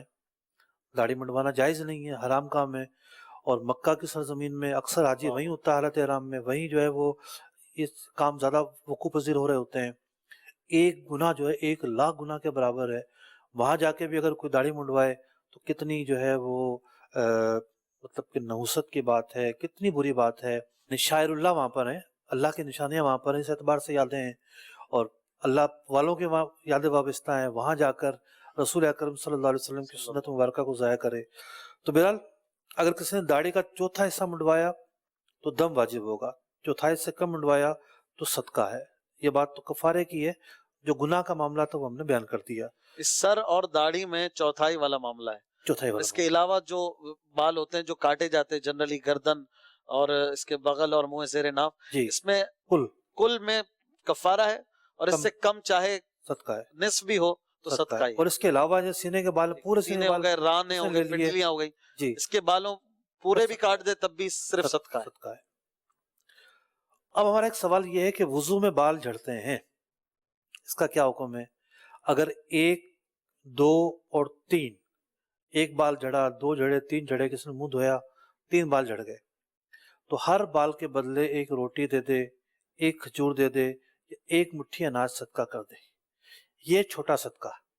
صدقے کی بھی 2 قسمیں ہیں. صحیح. یہ چھوٹا صدقہ ہے، اس سے بھی ایک چھوٹا صدقہ ہے، اس میں روٹی کے بجائے ایک ٹکڑا دے دے. یہ بھی ہے، ایک نوالا، ایک ٹکڑا روٹی کا، ایک چوتھائی. پیس. ہاں، اچھا لیکن زیادہ تر یہ 2 صدقے استعمال ہوتے ہیں، چھوٹا اور بڑا. جب مطلق صدقہ کہا جاتا ہے، صدقہ فطر ہی مراد ہوتا ہے. اچھا ایک بال پر، 2 بال پر، 3 بال پر، ہر بال کے بدلے ایک روٹی یا ایک مٹھی اناج. کچھ زیادہ دینا چاہتا ہو زیادہ دے دے، صحیح. کہ بھئی ایک مٹھی اناج کا حساب کیا کروں گا، صدقہ فطر دے دیتا ہوں، تب بھی ٹھیک ہے. صحیح. اور اگر 3 سے زیادہ بال ہوں تو پھر صدقہ دینا ہوگا، صدقہ فطر والا صدقہ. صحیح. اور عام حالات میں بال جھڑنے کا جو معاملہ ہے چوتھائی تک تو نہیں پہنچتا. یعنی ایک بات اگر آپ ہمارے ناظرین اور حج پر جانے والے ذہن میں بٹھا لیں کہ داڑھی کے بال ہوں، سر کے بال ہوں، بغل کے بال ہوں، جن میں دم واجب ہوتا ہے، یہ وہاں تک خود جھڑنے میں نہیں پہنچتا. تو اس طرح لے کے کوئی بیٹھ گیا تو پہنچے گا، ورنہ عام طور پر جو جھڑنے کے سوالات ہوتے ہیں کہ بال جھڑ گئے، بال گر گئے، تو یہاں دم والی کیفیتوں پر نہیں پہنچتا معاملہ. جھڑنے میں بھی اپنے ہاتھ وغیرہ سے جھڑنے کا آپ فرما رہے از خود اگر جھڑا ہے، وہ تو پھر اس پہ کچھ بھی نہیں ہے. جی ہاں، اگر بیماری کے سبب خود بخود جڑ جاتے ہیں تو کچھ بھی لازم نہیں ہوگا. خارش وغیرہ کرتے ہیں اس طرح، یہ ان چیزوں پر صدقہ یا کفارہ وغیرہ ہے؟ خارش کرنے پہ تو کچھ بھی نہیں ہے. خارش سے بال جڑے ہیں عموماً اسی طرح ہوتا ہے، یا کھجا رہے ہیں اور گر گیا، یا وضو میں ہوتا ہے خلال وغیرہ، خلال کر رہے اس ہیں، کے علاوہ تو خود تو نہیں. چہرے پہ پانی ڈالا، جھڑ گیا، جی جی یہ صورتیں ہوتی ہیں. اب ایک اور صورت، وہاں جا کے ہر ایک پیسے بچت کرنے کی کوشش کرتا ہے جی. کہ چلے ایک دوسرے کے جو ہے وہ بال صاف کر دیں. تو مہنگا بھی ہو گیا ہے، پہلے 10-15 ریال میں ہوتا تھا، اب 50-50 لیتے ہیں. موسم جب آتا ہے تو ان دنوں میں خاص کر 30-35-50 رش بھی کافی ہوتا ہے. جی. اب اس کی کیا صورتیں ہوں گی؟ اس کی صورتیں تو بہت ساری ہیں، لیکن میں موٹی موٹی صورتیں عرض کر رہا ہوں 2-3. جب وہ وقت آ گیا کہ جب آپ نے احرام سے باہر ہونا ہے، ایک احرام والے نے دوسرے احرام والے کے بال صاف کیے، اس کا حلق کیا، دونوں کا وہ وقت آ گیا تھا کہ دونوں نے احرام سے باہر ہونا ہے. سکر حج تھا، اس نے رمی کر لی، قربانی ہو گئی، اب وہ وقت آ گیا کہ وقت تحلل ہے، احرام سے باہر آنے کا وقت آ گیا. عمرے کے اندر طواف کر لیا، صحیح کر لی، اب وہ وقت آ گیا کہ احرام سے باہر ہونے کا وقت آ گیا ہے. اب یہ ہے کہ یہ ایک احرام والا دوسرے احرام والے کے بال اگر حلق کرتا ہے تو اس کی اجازت ہے. ٹھیک ہے. اگر وقت نہیں آیا، اس کا تو آ گیا ہے جس کا حلق ہو رہا ہے، لیکن جو کر رہا ہے اس کا نہیں آیا تو اس کو اس بات کی اجازت نہیں ہے. اچھا. وہ اس کے بال اب جو ہے صاف نہیں کر سکتا، اس پر بھی کفارہ آئے گا، اگرچہ کہ وہ دم تو نہیں آئے گا لیکن اس پر بھی کفارہ آئے گا. اچھا. آگے چلتے ہیں. حلق سے پہلے کسی نے مونچھیں تراش دی تو ہم داڑھی پر جس طرح ہم نے بات کی اسی طریقے سے بعض لوگوں کی عادت ہوتی ہے وہ مونچھیں بنواتے ہیں. تو حلق سے پہلے حالت احرام میں جب احرام سے باہر نہیں آئے تھے تو مونچھیں بھی نہیں بنوا سکتے، اس پر بھی صدقہ ہوگا. آگے چلتے ہیں. بالوں کے تعلق سے ایک اور مسئلہ ہے، حالت احرام میں جوئیں مار سکتے ہیں یا نہیں. دیکھیے اس کی 3 صورتیں ہیں. پہلی بات تو یہ ہے کہ اپنے سر کی یا لباس کے اندر جوئیں ہیں وہ نہیں مار سکتے. اگر کسی نے اپنے بدن یا کپڑوں میں کوئی جوں تھی وہ پھینک دی، مار دی، یا کسی کو اشارہ کیا تو مار دو، اس کی اجازت نہیں ہے. اچھا. تو اگر پھینک دی مار دی تو ایک صدقہ دے گا. خواتین کے لیے زیادہ اہم ہے. جی ہاں، ان کی عادت ہوتی ہے. اچھا. اگر جوئیں مارنے کے لیے دھوپ میں کپڑے رکھ دیے یا دھو ڈالے اپنے کپڑے تو بھی یہ ہے کہ کفارے کی صورتیں آئیں گی. اسی طریقے سے دوسرے نے اس کے کہنے پر ماری ہیں تو اس پر بھی کفارہ ہوگا. اچھا، اپنے جسم پر نہیں تھی، اپنے بالوں میں نہیں تھی، اپنے لباس پر نہیں تھی، نیچے نظر آ رہی تھی، کہیں چل رہی تھی، اگر وہ مار دی ہے تو اس کی گنجائش ہے، پھر کوئی کفارہ نہیں ہے. صحیح. ناخن رہ گیا. ناخن کے مسائل بڑے آسان ہیں. 1 2 3 4 5 ہمارے ناخن جو ہیں وہ 4 جگہ ہوتے ہیں، ایک ہاتھ، دوسرا ہاتھ، ایک پاؤں، دوسرا پاؤں. صحیح. اگر تو ایک ہاتھ کے 5 ناخن کاٹ دیے دم واجب، ٹھیک. اور اگر 4 کاٹے ہیں تو صدقہ، یعنی ایک ناخن کے بدلے ایک صدقہ. اب مثال کے طور پر چاروں اعضاء کے ناخن بنتے ہیں 20، کسی نے 4 کاٹ دیے، 4 اس کے، 4 اس کے، 4 اس کے، 4 اس کے، دم تو لازم نہیں آیا لیکن 16 صدقے لازم آ گئے. 16 صدقے ہو گئے. جی ہاں. تو ناخن جو ہے وہ حالت احرام میں ناخن بھی نہیں کاٹ سکتے. اب لوگوں کی عادت ہوتی ہے وہ کھا رہے ہوتے ہیں ناخن، جی. تو اس کی بھی اجازت نہیں ہے. تو یہ ناخن کے تعلق سے کچھ صورتیں میں نے بیان کی ہیں. یعنی جب تک پورے ہاتھ یا پیر کے نہیں کاٹے گا تو اس کے پورے نہیں، ایک ہاتھ کے 5 کاٹ لیے تو دم ہے، اور چاروں کے 16 4 کاٹ لیے تو دم اس وقت تک نہیں آئے گا جب تک ایک مکمل نہ کہلائے. ایک اس کا اعتبار ہے اس کے اندر. کمال ہے. اچھا، یہ آپ مشورہ کیا دیں گے اس بارے میں کہ پیسے بچانے کے لیے اگر ایک دوسرے کا حلق کریں، میوچل انڈرسٹینڈنگ ہو جاتی ہے کہ بھائی بعض اوقات لوگ یہیں سے استرا لے کر جاتے ہیں، بعض لوگ تو خود اپنے شیشے کے سامنے کاٹنے کی کوشش کرتے ہیں، کیا فرماتے ہیں؟ مشورہ کیا ہے آپ کا؟ مشورہ یہ ہے کہ پہلی مرتبہ میں تو پیسے نہیں بچانے چاہیے. نائی سے کٹوا لیں. جب آپ گئے ہیں سفر سے، آپ نے پہلا عمرہ جا کے ادا کیا ہے، تھکاوٹ بہت زیادہ ہوتی ہے، بہت بندہ تھکا ہوتا ہے، تو تھوڑے سے پیسے خرچ کر کے، اچھا اس میں بارگیننگ ہوتی ہے، تھوڑا سا آپ دور چلے جائیں گے تو 10-15 ریال میں آرام سے ہو جائے گا. صحیح ہے. اس کے بعد کے جو مراحل ہیں تو پیسے بچانے کی بالکل اجازت ہے. اجازت تو کر یہاں بھی تھی. تو اس میں یہ ہے کہ بندہ کا تجربہ کار ہے، سامنے والا سمجھدار ہے اور ہاتھ صاف کر چکا ہے 2-4 پر، صحیح، تو آپ اعتماد کر لیں، ورنہ اعتماد نہ کریں. ٹھیک ہے. بہت اچھی بات ہے. بعض لوگ زخمی کر دیتے ہیں کسی کو، بعض لوگ خود زخمی ہو جاتے ہیں، صحیح. اور بڑے جو ہے نا وہ مسائل ہوتے ہیں. بعض اوقات پھر وہ سر ان کا ایسا ہو جاتا ہے کہ آگے کے دن ان کے پاس کافی ہوتے ہیں مگر وہ عمرے نہیں کر پاتے، حالانکہ ٹائم ہوتا ہے. سر زخمی ہے تو حلق بار بار کیسے کروائیں گے؟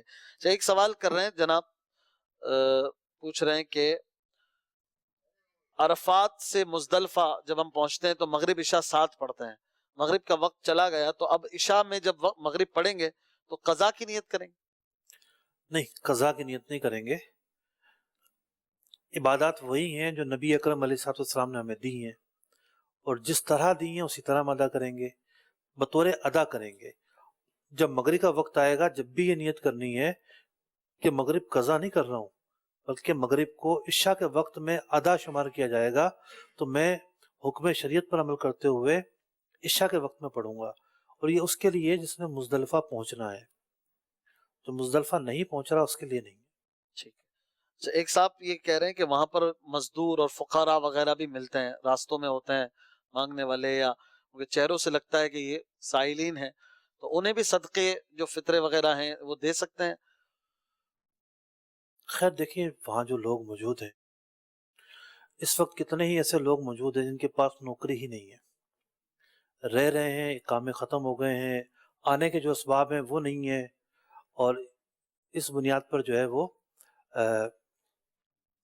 کافی مشکل حالات میں، بہت مشکل حالات میں. ظاہر بات ہے نوکری وہ لے گا جا کے جس کے پاس کامہ ہوگا، جی جی. ورنہ بہت مشکلات ہو جاتی ہیں. تو ٹھیک ٹھاک لوگ اس طرح کے بھی مل جاتے ہیں، وہ بھی محتاج ہوتے ہیں، ضرورت مند ہوتے ہیں. اس کے علاوہ جو نوکری پیشہ ہیں ان کی بھی اپنی اپنی ضرورتیں ہیں. تو جہاں آپ مطمئن ہو رہے ہوں کہ یہ اس درجے کا ہوگا تو اس کو یہ ہے کہ دیا جا سکتا ہے. خود آپ ججمنٹ کر لیں، چیک کر لیں کہ آپ ظاہر ہے جیسے زکوٰۃ دیتے ہیں تو چیک کرتے ہیں، اسی طرح آپ اس میں بھی احتیاط کریں، اور ایسا نہ ہو کہ کسی غیر مستحق کو چلے جائے. اپنی تحری اور اپنا غالب گمان ہی کافی ہے نا مفتی صاحب؟ جی ٹھیک ہے. اچھا، ایک غالب صاحب گمان تو کافی ہے، لیکن کچھ لوگوں کے دلوں میں جذبہ رحم تھوڑا زیادہ ہوتا ہے. جی اگر زیادہ ہے تو بہت بڑی نیکی ہے، ثواب کا کام ہے. لیکن جہاں کسی واجب کی ادائیگی کا معاملہ ہے تو وہاں تھوڑی سی احتیاط کرنی چاہیے. صحیح. یعنی اپنی جو ویسی رقم ہے، صاف جو رقم ہے، اس سے خیر خواہی کی خیر جائے، خواہی اس کریں. سے ادائیگی کی جائے، ٹھیک. بہت اچھی بات ہے. لیکن جہاں یہ شرط ہے کہ جی اس درجے کے مستحق کو دینا ہے، وہاں پھر احتیاط ضروری ہے.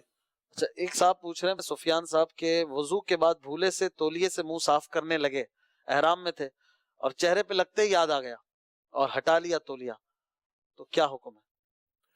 حکم وہی ہوگا کہ چہرے کا کتنا حصہ جو ہے وہ چھپا ہے، جتنا حصہ چھپا ہے اس کے مطابق کفارہ آئے گا. ایک صورت ایسی اس میں کفارہ بھی نہیں آتا. صحیح. اگر کوئی زکوٰۃ کے پیسوں سے حج کروائے کسی کو تو حج اگر کوئی مستحق زکوٰۃ ہے، مطلب اس پر زکوٰۃ لگ جائے گی، اس درجے کا وہ غریب شخص ہے، اس کو ایک کہتا ہے جی میں آپ کو ہمیشہ 50,000 اور 1 لاکھ روپے دے دیتا ہوں، اس مرتبہ میرا دل چاہ رہا ہے میں آپ کو 5 لاکھ روپے دے دیتا ہوں، آپ حج کر لیں. شرط نہ لگائے، ویسے کہتا ہے آپ کی میں یہ مدد کر دیتا ہوں. اب وہ شخص جا کے حج کر لیتا ہے، کوئی صورت نہیں، مطلب کوئی اس میں حرج نہیں. زکوٰۃ بھی ہو جائے گی. زکوٰۃ جب اس کو آپ نے مالک بنا دیا اور وہ مستحق زکوٰۃ ہے تو زکوٰۃ تو ادا ہو گئی. اور اگر اس کو کہا باؤنڈ کیا کہ صرف حج کرنا، یا کاروان والے کو پیسے دے دیا بھائی اس کو حج کرا دو، کاروان والے کو پیسے دیں گے تو زکوٰۃ ادا ہی نہیں ہوگی، ملکیت نہیں پائی جائے گی. ملکیت نہیں پائی جائے گی. زکوٰۃ کے جو مقاصد ہیں وہ بنیادی ضروریات کو پورا کرنا ہے. صحیح ہے. تو یہ باؤنڈ کریں گے حج کر آؤ، بھائی اس پر حج فرض ہی نہیں تھا تو وہ کیوں باؤنڈ کر رہے ہیں آپ اس طریقے سے؟ ٹھیک ہے. یہ اپنا گھر بنانا چاہتا ہے، یہ مقروض ہے، قرضہ آپ حج ادا کروا کرنا رہے ہیں. چاہتا ہے، تو اس کے اوپر چھوڑ دیا جائے. لوگ یہ سمجھتے ہیں کہ زکوٰۃ جب ہم دیں گے اب ہماری مرضی چلنی چاہیے. اچھا بھائی وہ تو امانت ہے، آپ نے دے دی، اب وہ امانت ادا ہو گئی. اب آگے جس مصرف میں گئی ہے وہاں جس بہتر سے بہتر انداز میں صرف ہوتی ہے آپ کو قبول کرنا چاہیے. آپ کو پتا ہے کہ وہ بندہ بہتر میں خرچ نہیں کرے گا، وہ معاذ اللہ شراب پی لے گا یا جوا کھیلے گا یا کوئی غلط کام میں لگا دے گا، تو میں جناب اس کو حج کرا دیتا ہوں باؤنڈ کر کے، پھر بھی ادا نہیں ہوئی. دیکھیے مسئلہ یہ ہے، بات شراب پینے کی آئی ہے جہاں تک، تو والدین کے لیے یہ احکامات موجود ہیں.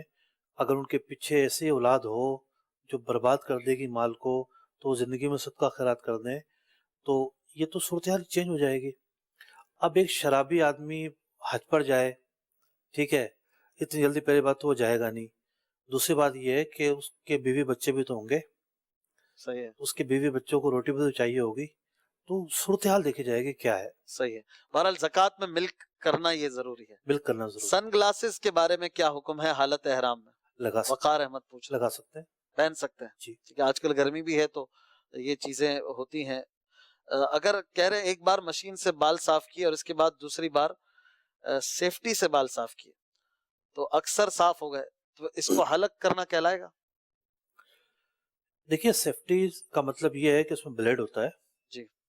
اور بلیڈ جب سر پر لگایا جاتا ہے حلق کے لیے تو یہ ضروری ہے کہ ربو سر کے بال صاف ہو جائیں, چوتھائی سر کے بال صاف ہو جائیں. چوتھائی سر کے بال صاف ہو گئے تو جو فریضہ ہے وہ ادا ہو جائے گا. اچھا سنت اگرچہ کہ یہ ہے کہ پورے سر کے بال صاف ہو جائیں. ٹھیک. اچھا ابھی میں نے سوال کیا کہ زکوٰۃ تھی کاروان والے کو کہ اس غریب کو حج کرا دو, زکوٰۃ تو نہ ادا ہوئی, غریب کا حج ادا ہو جائے گا؟ دیکھیے حج تو اس کا ادا ہو جائے گا, بات ہے ملکیت کی. کاروان والے کو دینے کا مطلب یہ ہے کہ ایک شخص نے سروسز لے لی, سروس لے لی اور کہہ دیا بھی یہ سروسز انہیں دے دو.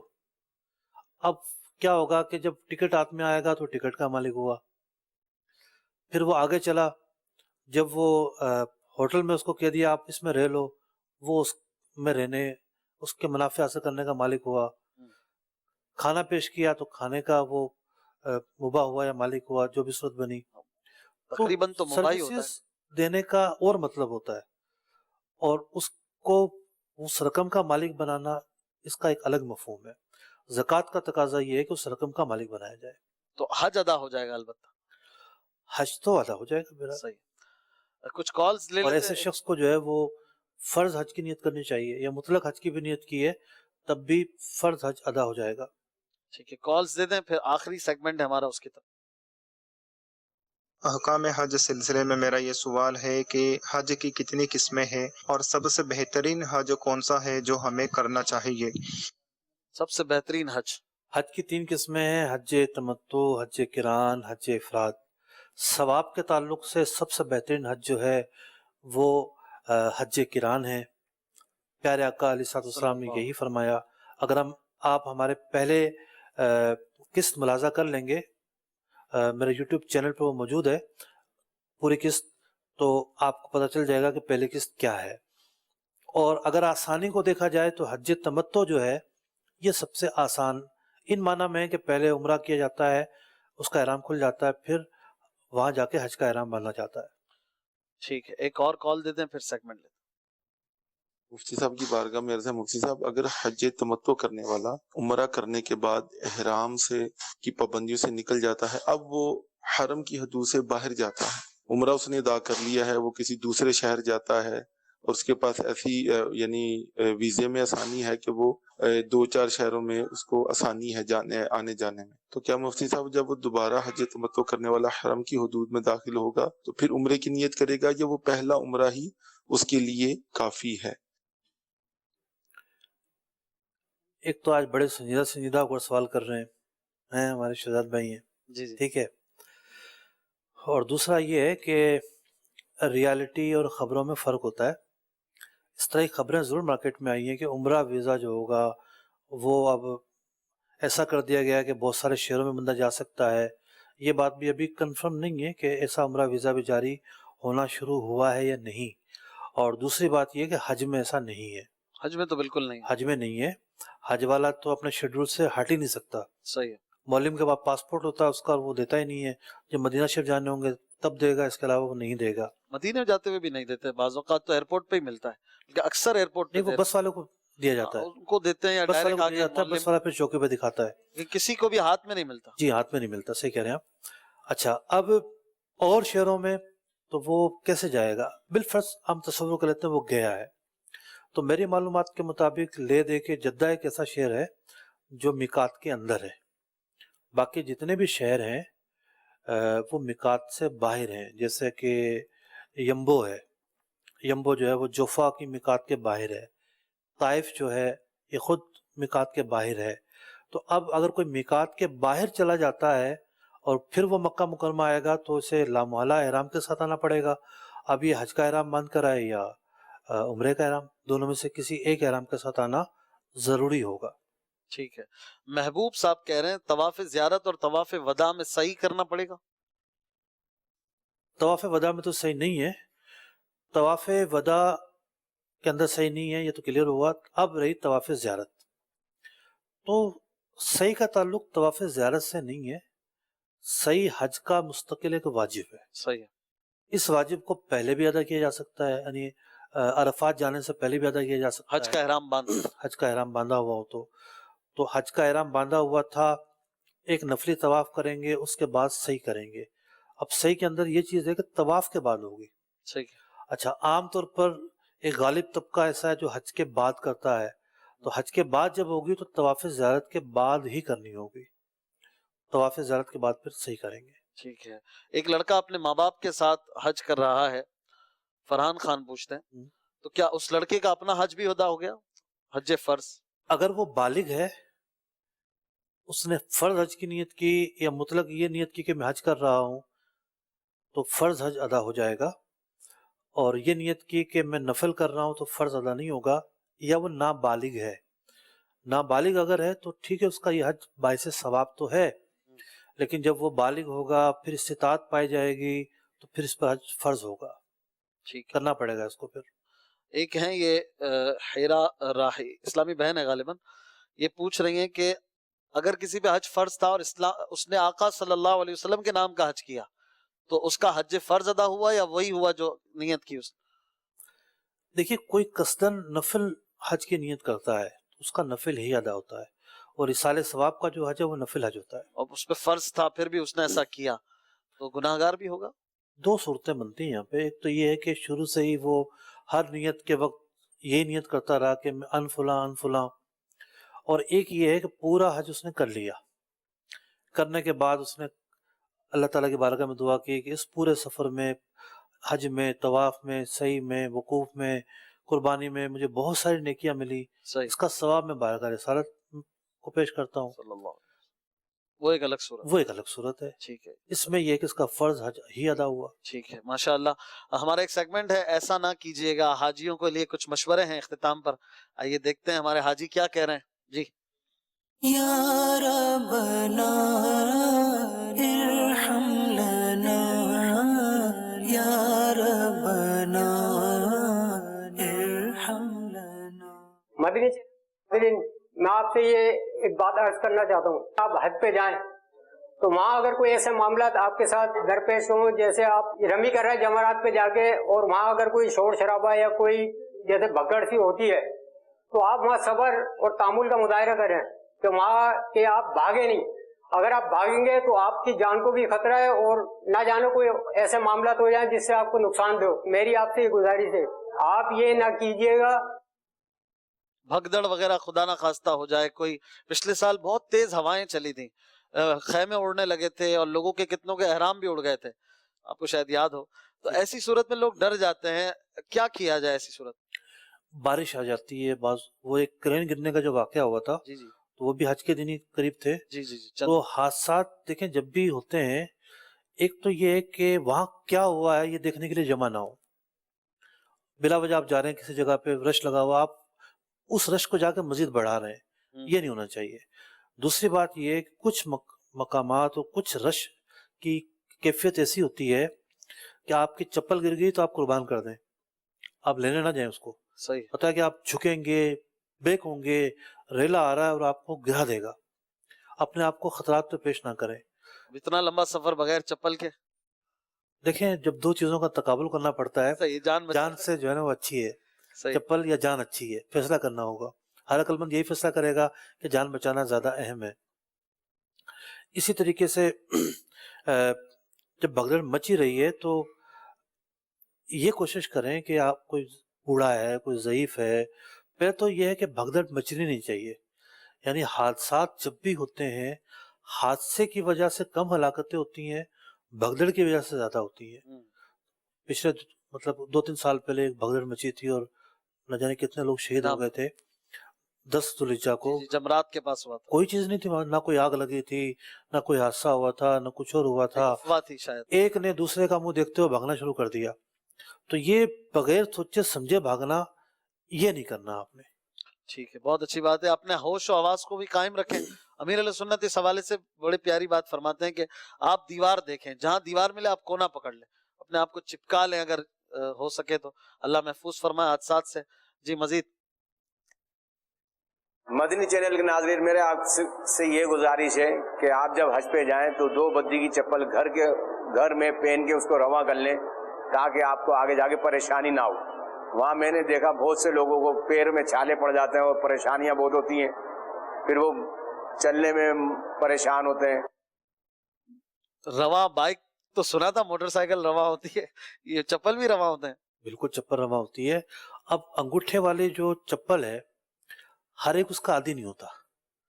اب وہ جو چپل طرح طرح کی آتی ہیں، کوئی سافٹ ہوتی ہے، کوئی سخت ہوتی ہے. اب وہ جو پاؤں دونوں انگلیوں کے درمیان جب لگتی ہے اس سے زخمی بھی ہوتے ہیں بعض لوگ. پھر چلنا زیادہ ہوتا ہے، چھالے بھی پڑتے ہیں. چھالوں کا تعلق زیادہ چلنے سے بھی ہوتا ہے اور چپل سے بھی ہوتا ہے. چپل پورے سفر حج کے اندر یوں سمجھے آپ کہ شاید خوراک سے بھی زیادہ اہم ہو. کھانا تو مل ہی جاتا ہے لیکن بہت اہم ہوتی ہے. بڑے سوچ سمجھ کے لینی چاہیے. سافٹ چپل لی جائے جو زیادہ پائیدار ہو، اور جاتے ہوئے 3-4 جوڑے ساتھ رکھ لیں چپلوں کے. کئی ایسے مواقع آئیں گے جب آپ کی چپلیں غائب ہو جائیں گی. رش ہوتا ہے، بندہ بعض اوقات خود بھول جاتا ہے اس نے کہاں رکھی ہے. خیموں میں باہر لوگ پہن کے چلے جاتے ہیں، ایسا بھی ہوتا ہے جو کہ اسی غلط طرح کرتے ہیں. آپ کو کام نہیں آئی، ہو سکتا ہے کسی اور حاجی کو پیش کرنے کے لیے کام آ جائے، آپ کو ثواب ملے. 1000-1200 کی چیز سے ثواب ایسے جگہ پر مل رہا ہو تو کیا حرج ہے، جی کمانا چاہیے. اچھا، کسی کو چھالے پڑ گئے، بعض اوقات وہ ریشز بھی اس میں آ گئے اس مسئلے میں، تو وہ کریم لگا سکتا ہے، دوا لگا سکتا ہے؟ جی ہاں، دوا لگانے کی اجازت ہے. ریشز کی کریم بھی لگا سکتا جی ہے. ہاں. ٹھیک ہے. چپل جو ہے وہ کیسی خریدی جائے؟ 500 کی بھی ملتی ہے، 1000 کی بھی ملتی ہے، 2000 کی بھی ہے، کون سی والی لیں؟ دیکھیے ہر ایک کا اپنا ذوق ہوتا ہے. جس کا جو ذوق ہے اس کے مطابق، جو ایک ذوق ہے اور ایک جیب ہے. تو ذوق خراب کرنے والی نہ لے لینا کوئی. ایک شخص ہے جس کی عادت تھی جو سخت چپل پہننے کی ہے، اچھا اس کو چلے گا، اس کو چلے گا. اپنے ذوق کو اور جیب کو، دونوں چیزوں کو سامنے رکھا جائے. یہاں روا کرنے کے لیے کیا کرے؟ واک کرے؟ یہاں ہفتہ 10 دن پہن لیں، ایسی چپلیں پہننے کی عادت ڈال دیں اپنے آپ کو. ٹھیک ہے. جی اگلا مشورہ. میرا نام محمد سلمان ہے. میرا مدنی چینل کے ناظرین کو یہ ایک پیغام ہے کہ آپ کو جو معلم کی طرف سے کارڈ اور ہوٹل کے جو کارڈ دیے جاتے ہیں اس کو اپنے ساتھ پورے سفر کے دوران سنبھال کر رکھیں. بعض دفعہ یہ کارڈ کھو جاتے ہیں تو اس کے بعد بہت سی پریشانی کا سامنا ہوتا ہے. کارڈ ہوتے ہیں بعض اوقات، اب تو بیلٹ ملتے ہیں یلو کلر کے، گرین کلر کے، یہ سب چیزیں بعض لوگ تو ویسے ہی نہیں پہنتے، کیا ضرورت ہے؟ تو کیا مشورہ دیں گے؟ اصل میں کارڈ کی اہمیت اگر میں بیان کروں تو شاید 1 گھنٹہ بیان کر لوں. اچھا. ایسے واقعات ہیں جس کا تعلق کارڈ سے ہے. اچھا. بات یہ ہے کہ پاسپورٹ تو لے لیے جاتے ہیں. کارڈ جو ہے یہ ہماری سب سے بڑی شناخت ہوتی ہے وہاں پر. کارڈ کا دوسرا فائدہ کیا ہوتا ہے کہ حاجیوں نے سامان رکھنے کے بعد وہ نکلے عمرہ کرنے کے لیے، مسجد حرام شریف آئے، قافلے سے بچھڑ گئے، اب پتہ ہی نہیں کس ہوٹل سے آئے تھے. قافلہ چل رہا تھا، سامان رکھنے کے بعد نکلے اور یا عزیزیہ سے آئے تھے، تو اب وہ کون سی گلی تھی، وہ کہاں سے نکلے تھے، پتہ ہی نہیں کچھ بھی. تو کارڈ کے اندر لکھا ہوتا ہے کہ یہ حاجی کس مؤسسہ کا ہے، کس مکتب کا ہے، کس کیٹیگری کا ہے. کافی حد تک اسے معلوم ہو جاتا ہے پوچھنے والے، جس سے پوچھتا ہے کارڈ کیا آپ کا. اب کچھ پاس ہی نہیں ہے تو کیا کرے گا؟ تو نہ صرف یہ کہ معلم کا کارڈ ہر وقت ہونا چاہیے، بلکہ بعض اوقات شناخت بھی ہو سکتی ہے کہ آپ قانونی طور پر حج پر آئے یا نہیں آئے تو کارڈ آپ کی حفاظت کرے گا. پاسپورٹ نمبر بھی لکھا ہوگا، آپ کے معلم کا نام بھی لکھا ہوگا، اور تقریباً آپ کی ڈیٹیل ایسی ہوگی کہ آپ کو وہ ہوٹل تک بھی پہنچا دے گا بند. پھر زبان نہیں آتی، کس سے ایڈریس پوچھیں، کون پتہ بتائے. ہر ایک آپ کو پاکستانی ٹکرا جائے گا، بہت مشکل ہے. اور پاکستانی میں کیا بتائے گا کہ آپ کہاں سے آئے تھے، عزیزیہ میں آپ کہاں ٹھہرے ہوئے تھے، یا ہوٹل میں آپ مسفلا میں آپ کہاں ٹھہرے ہوئے تھے. اسی طریقے سے جب آپ کسی ہوٹل سے نکلیں، یعنی عزیزیہ میں کوئی ہوٹل نہیں ہے باقاعدہ، وہ ایک طرح سے رہائشی بلڈنگ ہے، فلیٹس ہیں جو حج کے دنوں کے اندر بڑی بڑی ہوٹلیں بھی بن گئی. مطلب حاجیوں کا جو قیام ہوتا ہے زیادہ تر وہ بلڈنگز رہائشی بلڈنگز ہیں. لیکن ان رہائشی بلڈنگز پر بھی کاؤنٹر ہوتا ہے، بالکل استقبالیہ ہوتا ہے، اور ایک کارڈ ہوتا ہے ان کا. جب آپ نکلنے لگے تو 2 کارڈ لے لیں. ایک کارڈ اپنے پرس میں رکھ لیں اور ایک کارڈ آپ ویسے ساتھ رکھ لیں, احتیاطاً 2 لے لیں. یہ کارڈ آپ کو بتائے گا کہ آپ کہاں ٹھہرے ہوئے ہیں. اگر آپ دور جا رہے ہیں, خریداری کے لیے جا رہے ہیں, مسجد الحرام شریف جا رہے ہیں, تو پھر بہت مشکلات ہو جاتی ہیں. اسی طرح آپ آج کل تو ایزی ہے, آپ گوگل میپ وغیرہ اس طرح کی چیزیں بھی یوز کرتے ہیں, تو میپ پر بھی اپنے ہوٹل کی ڈیسٹینیشن یا مینا کی ڈیسٹینیشن کو آپ پن کر سکتے ہیں. یہ تھوڑا سا مشکل ہوتا ہے, واٹس ایپ سے ذرا آسان ہے. آپ انہیں ہوٹل میں بیٹھا, آپ ہوٹل میں بیٹھے ہیں اور اپنے دوست کو اپنی لوکیشن بھیج دی, شیئر کر دیں. اب اس سے کیا ہوگا کہ وہ پن لوکیشن چلی جائے گی اور اسی کو آپ یوز بھی کر سکتے ہیں. اسی سے گوگل میپ سے بھی شیئر ہو سکتی ہے, تو وہ آپ کو خود ہی بتاتا رہے گا اور آپ کو گائیڈ کرتا رہے گا, آپ پہنچ جائیں. مینا کا خیمہ بھی یوں یاد کیا جا سکتا ہے. تو بہرحال جدید ٹیکنالوجیز کو ان چیزوں کے لیے یوز کریں تو انشاءاللہ فائدہ ہوگا. ایک تصویر بھی نظر آتی ہے, آپ نے دیکھا ہوگا, تو ایک پتلی سے گلی میں ایک ڈبہ کھڑا ہوا ہے, کیری ڈبہ. لوگوں نے کہا کہ جناب جس نے گوگل کو فالو کیا اس نے کام پہنچا دیا.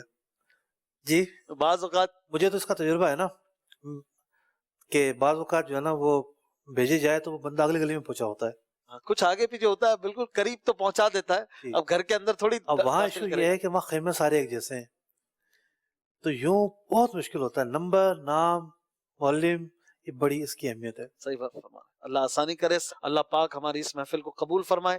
ہمیں اجازت دیجیے. صلو علی الحبیب صلی اللہ تعالی علی محمد صلی اللہ علیہ وسلم. تیرے گھر کے پھیرے لگاتا رہوں میں, سدا شہر مکہ میں آتا رہوں.